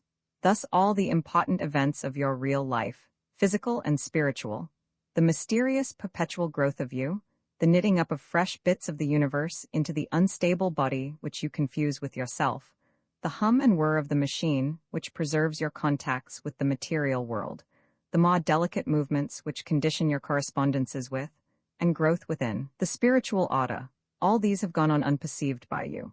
All the time you have been kept and nourished, like the little thing, by an enfolding and creative love. Yet of this you are less conscious than you are of the air that you breathe. Now, as in the first stage of contemplation, you learned and established, as a patent and experienced fact, your fraternal relation with all the other children of God, entering into the rhythm of their existence, participating in their stress and their joy. Will you not at least try to make patent this your filial relation too? This actualization of your true status, your place in the eternal world, is waiting for you. It represents the next phase in your gradual achievement of reality. The method by which you will attain to it is strictly analogous to that by which you obtained a more vivid awareness of the natural world in which you grow and move. Here too it shall be direct, intuitive contact, sensation rather than thought, which shall bring you certitude, tasting food, not talking about it, as St. Bonaventura says. Yet there is a marked difference between these two stages. In the first, the deliberate inward retreat and gathering together of your faculties, which was effected by recollection, was the prelude to a new coming forth, an outflow from the narrow limits of a merely personal life to the better and truer apprehension of the created world. Now, in the second stage, the disciplined and recollected attention seems to take an opposite course. It is directed towards a plane of existence with which your bodily senses have no attachments, which is not merely misrepresented by your ordinary concepts, but cannot be represented by them at all. It must therefore sink inwards towards its own center, away from all that can be thought or felt, as the mystics say, away from every image, every notion, everything, towards that strange condition of obscurity which St. John of the Cross calls the night of sense. Do this steadily, checking each vagrant instinct, each insistent thought, however spiritual it may seem, pressing ever more deeply inwards towards that ground, that simple and undifferentiated being from which your diverse faculties emerge. Presently you will find yourself, emptied and freed, in a place stripped bare of all the machinery of thought, and achieve the condition of simplicity which those same specialists call nakedness of spirit or wayless love, and which they declare to be above all human images and ideas, a state of consciousness in which all the workings of the reason fail. Then you will observe that you have entered into an intense and vivid silence, a silence which exists in itself, through and in spite of the ceaseless noises of your normal world.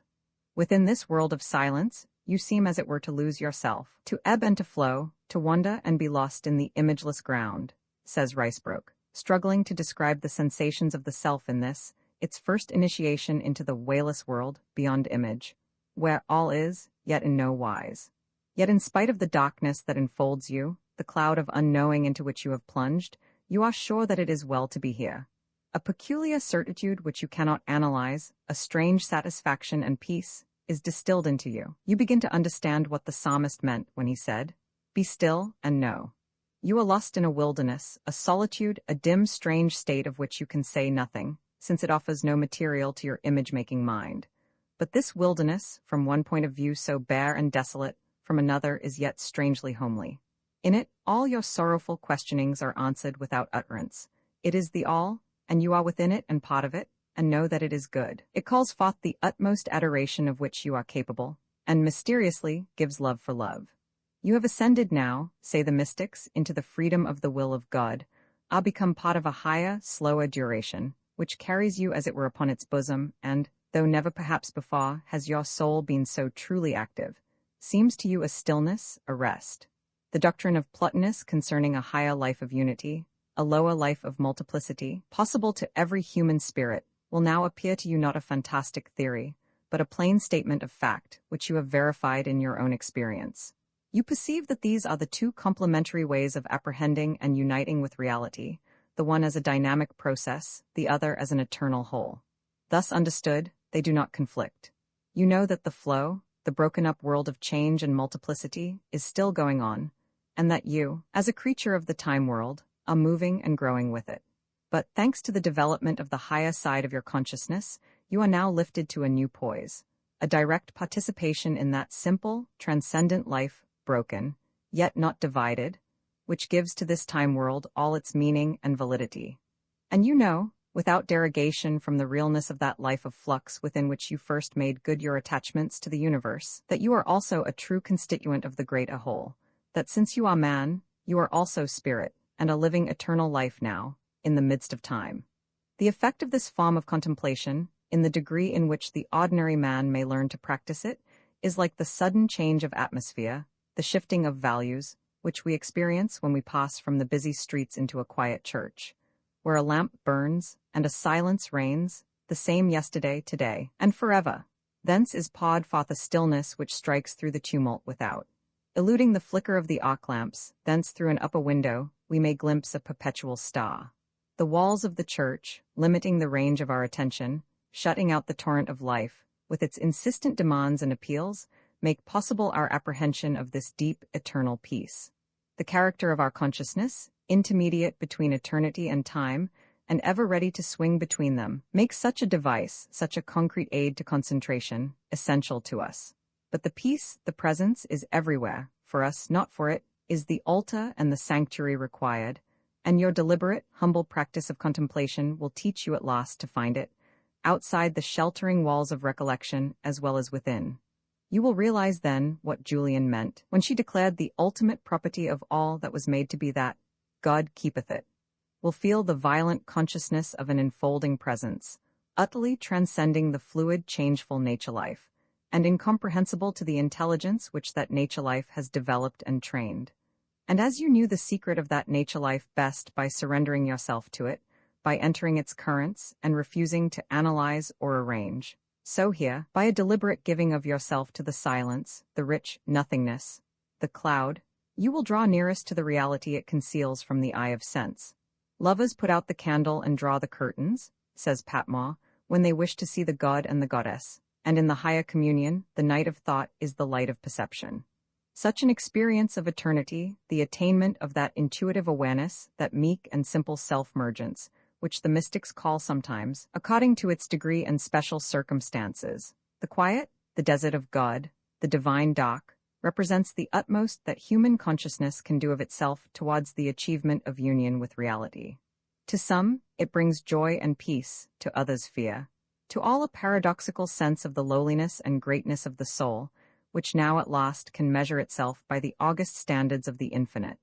Though the trained and diligent will of the contemplative can, if control of the attention be really established, recapture this state of awareness, retreat into the quiet again and again, yet it is of necessity a fleeting experience, for man is immersed in duration, subject to it.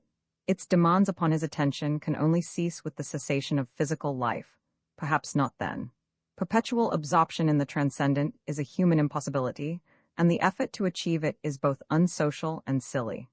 But this experience, this ascent to the naught, changes forever the proportions of the life that once has known it, gives to it depth and height, and prepares the way for those further experiences, that great transfiguration of existence which comes when the personal activity of the finite will gives place to the great and compelling action of another power. Roman 9, the third form of contemplation, the hard separation, which some mystical writers insist upon making between natural and supernatural contemplation, has been on the whole productive of confusion rather than clearness.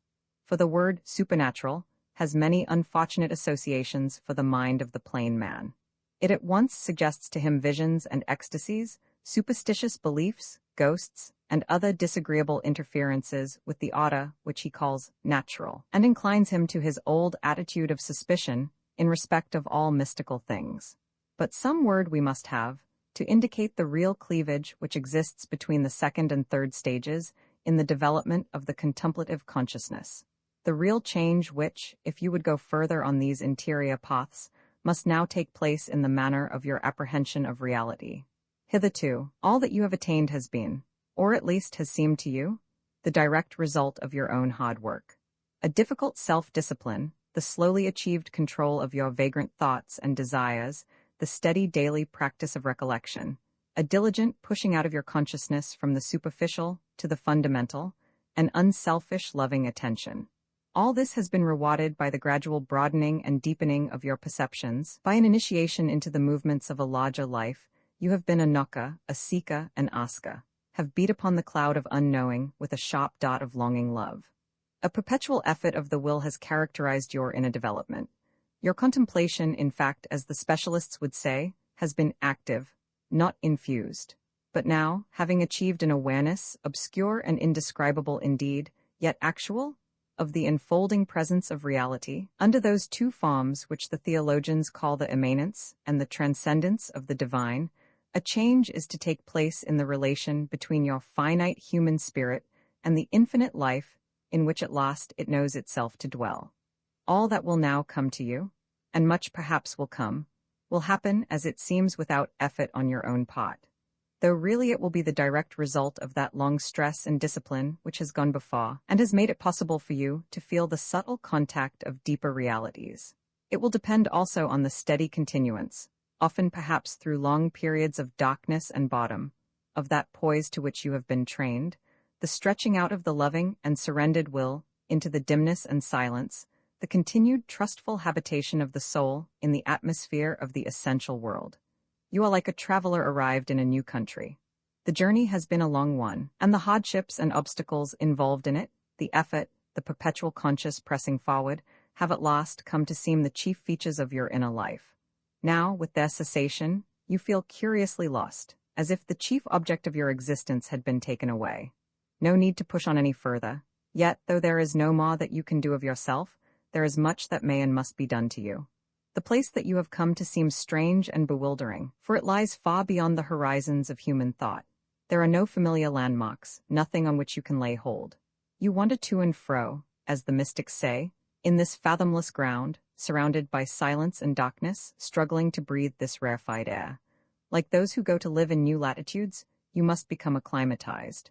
Your state, then, should now be wisely passive, in order that the great influences which surround you may take and adjust your spirit, that the unaccustomed light, which now seems to you a darkness, may clarify your eyes, and that you may be transformed from a visitor into an inhabitant of that supernal country which St. Augustine described as no mere vision, but a home.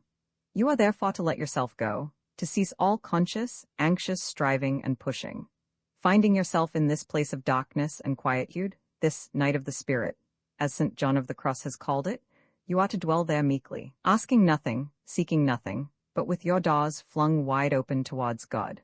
And as you do thus, there will come to you an ever clearer certitude that this darkness unveils the goal for which you have been seeking from the first, the final reality with which you are destined to unite, the perfect satisfaction of your most ardent and most sacred desires. It is there, but you cannot by your efforts reach it. This realization of your own complete impotence, of the resistance which the transcendent, long sought and faithfully served, now seems to offer to your busy outgoing will and love, your ada, your deliberate self-donation, is at once the most painful and most essential phase in the training of the human soul. It brings you into that state of passive suffering, which is to complete the decentralization of your character, test the purity of your love, and perfect your education in humility. Here, you must oppose more thoroughly than ever before the instincts and suggestions of your separate, clever, energetic self, which, hating silence and dimness, is always trying to take the methods of Martha into the domain of Mary, and seldom discriminates between passivity and sloth. Perhaps you will find, when you try to achieve this perfect self-abandonment, that a further, more drastic self-exploration, a deeper, more searching purification than that which was forced upon you by your first experience of the recollective state is needed. The lost fragments of selfhood, the very desire for spiritual satisfaction, the fundamental human tendency to drag down the simple fact and make it ours, instead of offering ourselves to it, must be sought out and killed. In this deep contemplation, this profound quiet, your soul gradually becomes conscious of a constriction, a dreadful narrowness of personality, something still existing in itself, still tending to draw inwards to its own center, and keeping it from that absolute surrender which is the only way to peace. An attitude of perfect generosity, complete submission, willing acquiescence in anything that may happen, even in failure and death, is here your only hope. For union with reality can only be a union of love, a glad and humble self-mergence in the universal life. You must, so far as you are able, give yourself up to, die into, melt into the whole, abandon all efforts to lay hold of it. Ma, you must be willing that it should lay hold of you. A pure bear going forth, says Tala, trying to describe the sensations of the self at this moment.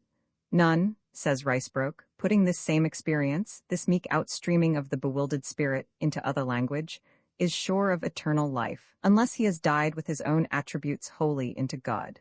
It is unlikely that agreeable emotions will accompany this utter self-surrender, for everything will now seem to be taken from you, nothing given in exchange. But if you are able to make it, a mighty transformation will result.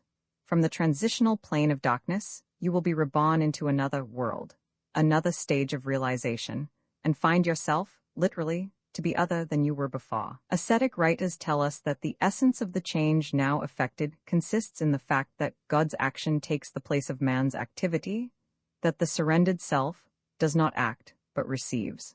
By this, they mean to describe, as well as our concrete language will permit, the new and vivid consciousness which now invades the contemplative. The sense which he has of being as it were helpless in the grasp of another power, so utterly part of him, so completely different from him, so rich and various, so transfused with life and feeling, so urgent and so all-transcending, that he can only think of it as God. It is for this that the dimness and steadily increasing passivity of the stage of quiet has been preparing him, and it is out of this willing quietude and ever-deepening obscurity that the new experiences come. O night that didst lead thus, O night more lovely than the dawn of light, O night that broughtest us, lover to lover's sight, lover with loved in marriage of delight, says St. John of the Cross in the most wonderful of all mystical poems. He who has had experience of this, says St. Teresa of the same stage of apprehension, will understand it in some measure, but it cannot be more clearly described, because what then takes place is so obscure. All I am able to say is, that the soul is represented as being close to God, and that there abide a conviction thereof so certain and strong, that it cannot possibly help believing so. This sense, this conviction, which may be translated by the imagination into many different forms, is the substance of the greatest experiences and highest joys of the mystical saints.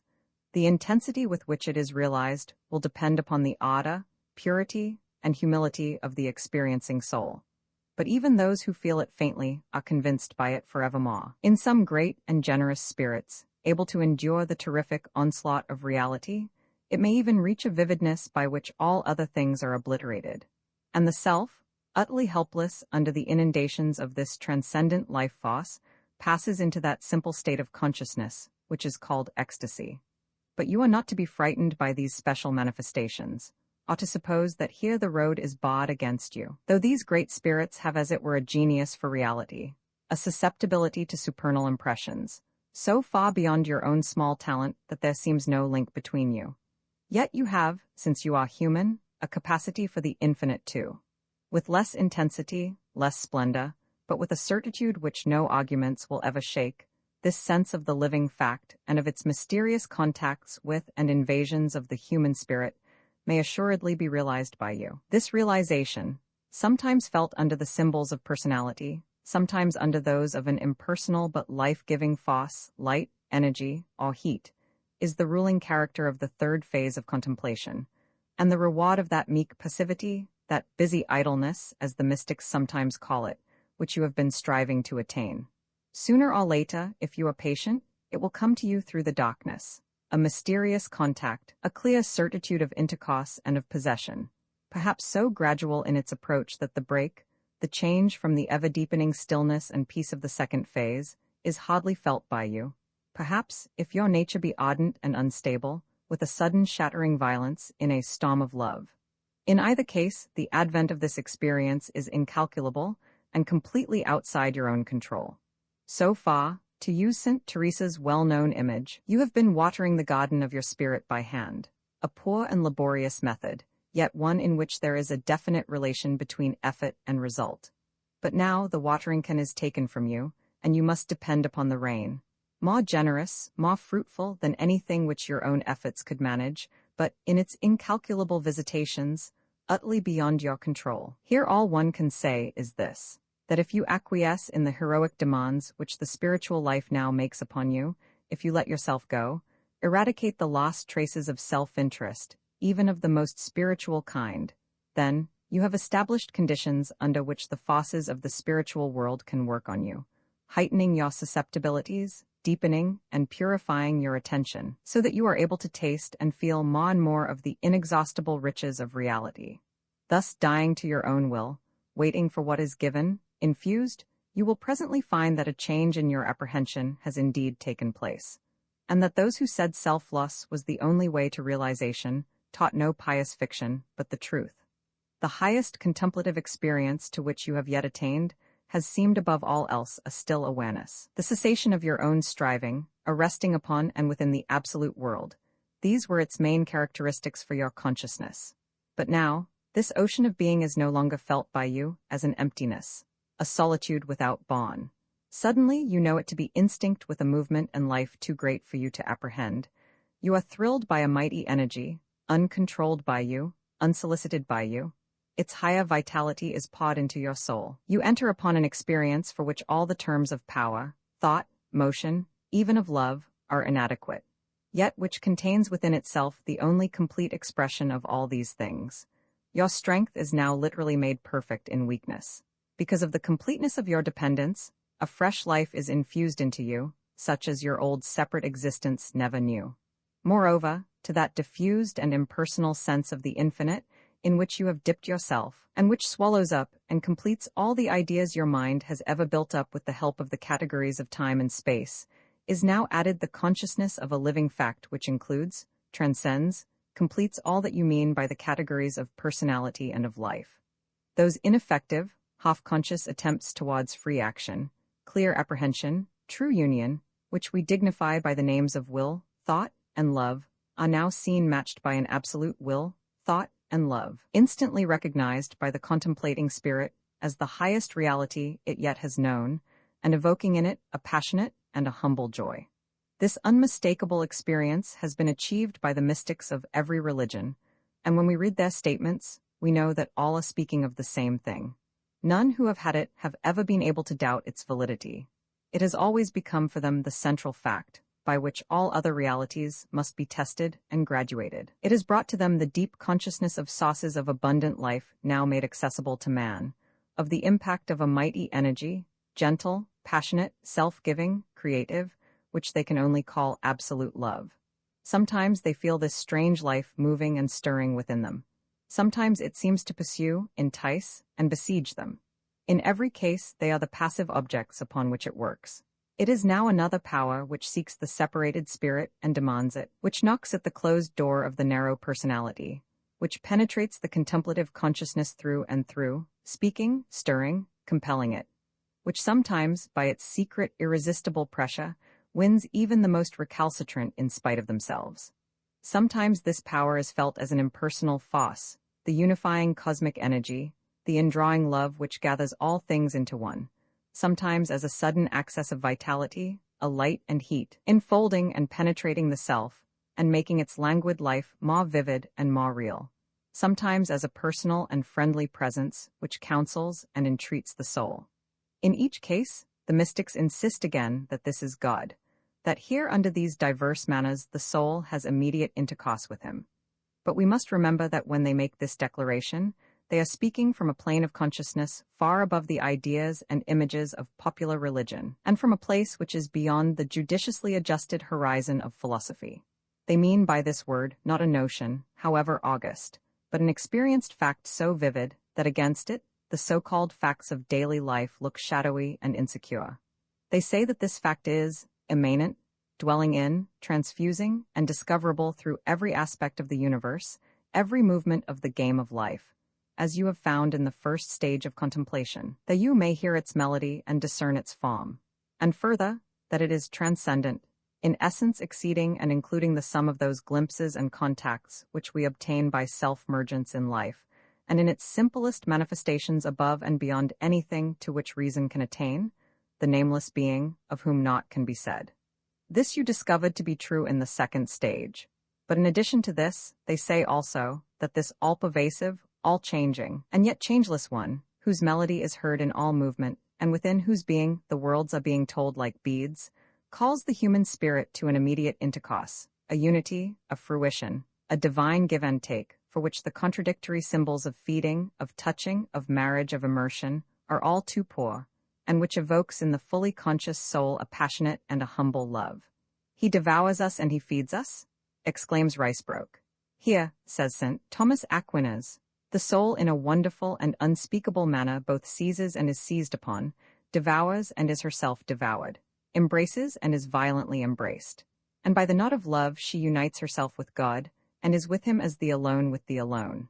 The marvelous love poetry of mysticism, the rhapsodies which extol the spirit's lover, friend, companion, bridegroom, which describe the deliberate speed, majestic instancy of the hound of heaven chasing the separated soul, the onslaughts, demands, and caresses of this stormy, generous, and unfathomable love.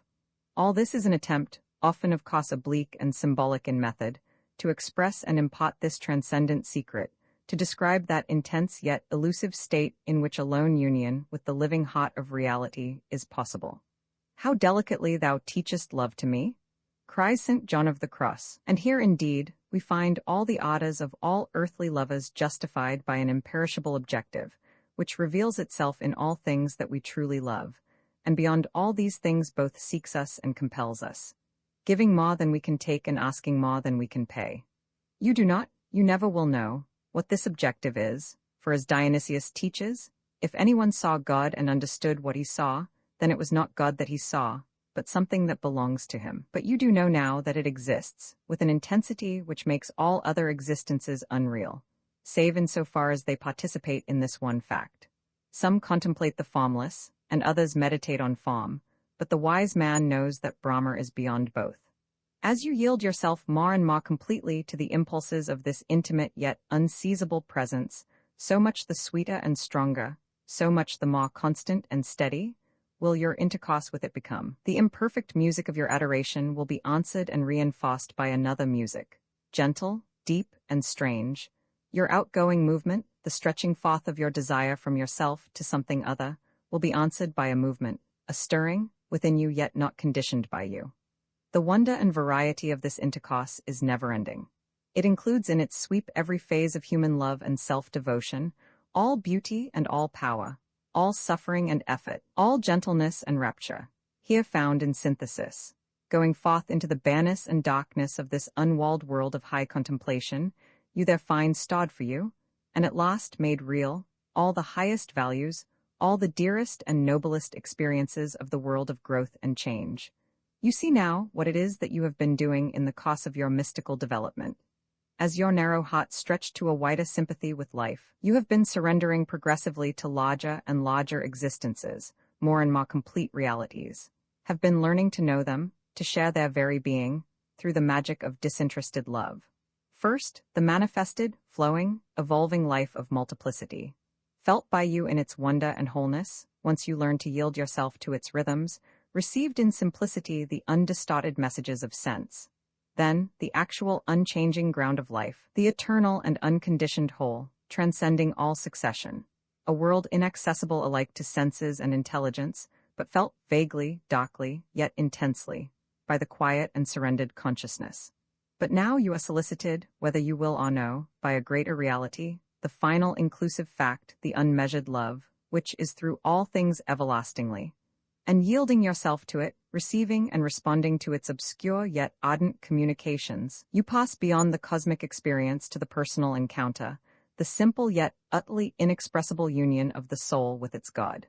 And this threefold union with reality, as your attention is focused now on one aspect, now on another, of its rich simplicity, will be actualized by you in many different ways. For you are not to suppose that an unchanging barren ecstasy is now to characterize your inner life, though the sense of your own dwelling within the eternal transfuses and illuminates it, the sense of your own necessary efforts. A perpetual renewal of contact with the spiritual world, a perpetual self-donation, shall animate it too. When the greater love overwhelms the lesser, and your small self-consciousness is lost in the consciousness of the whole, it will be felt as an intense stillness, a quiet fruition of reality. Then your very selfhood seems to cease, as it does in all your moments of great passion, and you are satisfied and overflowing, and with him beyond yourself eternally fulfilled. Again, when your own necessary activity comes into the foreground, your small energetic love perpetually pressing to deeper and deeper realization, tasting through, and seeking through, the fathomless ground of the infinite and eternal. It seems rather a perpetually renewed encounter than a final achievement. Since you are a child of time as well as of eternity, such effort and satisfaction, active and passive love are both needed by you, if your whole life is to be brought into union with the inconceivably rich yet simple one in whom these apparent opposites are harmonized. Therefore, seeking and finding, work and rest, conflict and peace, feeding on God and self-immersion in God, spiritual marriage and spiritual death. These contradictory images are all wanted if we are to represent the changing moods of the living, growing human spirit, the diverse aspects under which it realizes the simple fact of its intercourse with the divine. Each new stage achieved in the mystical development of the spirit has meant, not the leaving behind of the previous stages, but an adding on to them, an ever greater extension of experience and enrichment of personality. So that the total result of this change, this steady growth of your transcendental self, is not an impoverishment of the sense life in the supposed interests of the supersensual, but the addition to it of another life, a huge widening and deepening of the field over which your attention can play. Sometimes the mature contemplative consciousness narrows to an intense point of feeling, in which it seems indeed alone with the alone. Sometimes it spreads to a vast apprehension of the universal life, or perceives the common things of sense aflame with God. It moves easily, and with no sense of incongruity from hours of close personal communion with its friend and lover to self-loss in the deep yet dazzling darkness of the divine abyss. Or, re-entering that living world of change which the first form of contemplation disclosed to it, passes beyond those discrete manifestations of reality to realize the whole which dwells in and inspires every part, thus ascending to the mysterious fruition of that reality which is beyond image, and descending again to the loving contemplation and service of all struggling growing things. It now finds and adores everywhere, in the sky and the nest, the soul and the void, one energetic love which is measureless, since it is all that exists, and of which the patient upclimb of the individual soul, the passionate outpouring of the divine mind, form the completing opposites.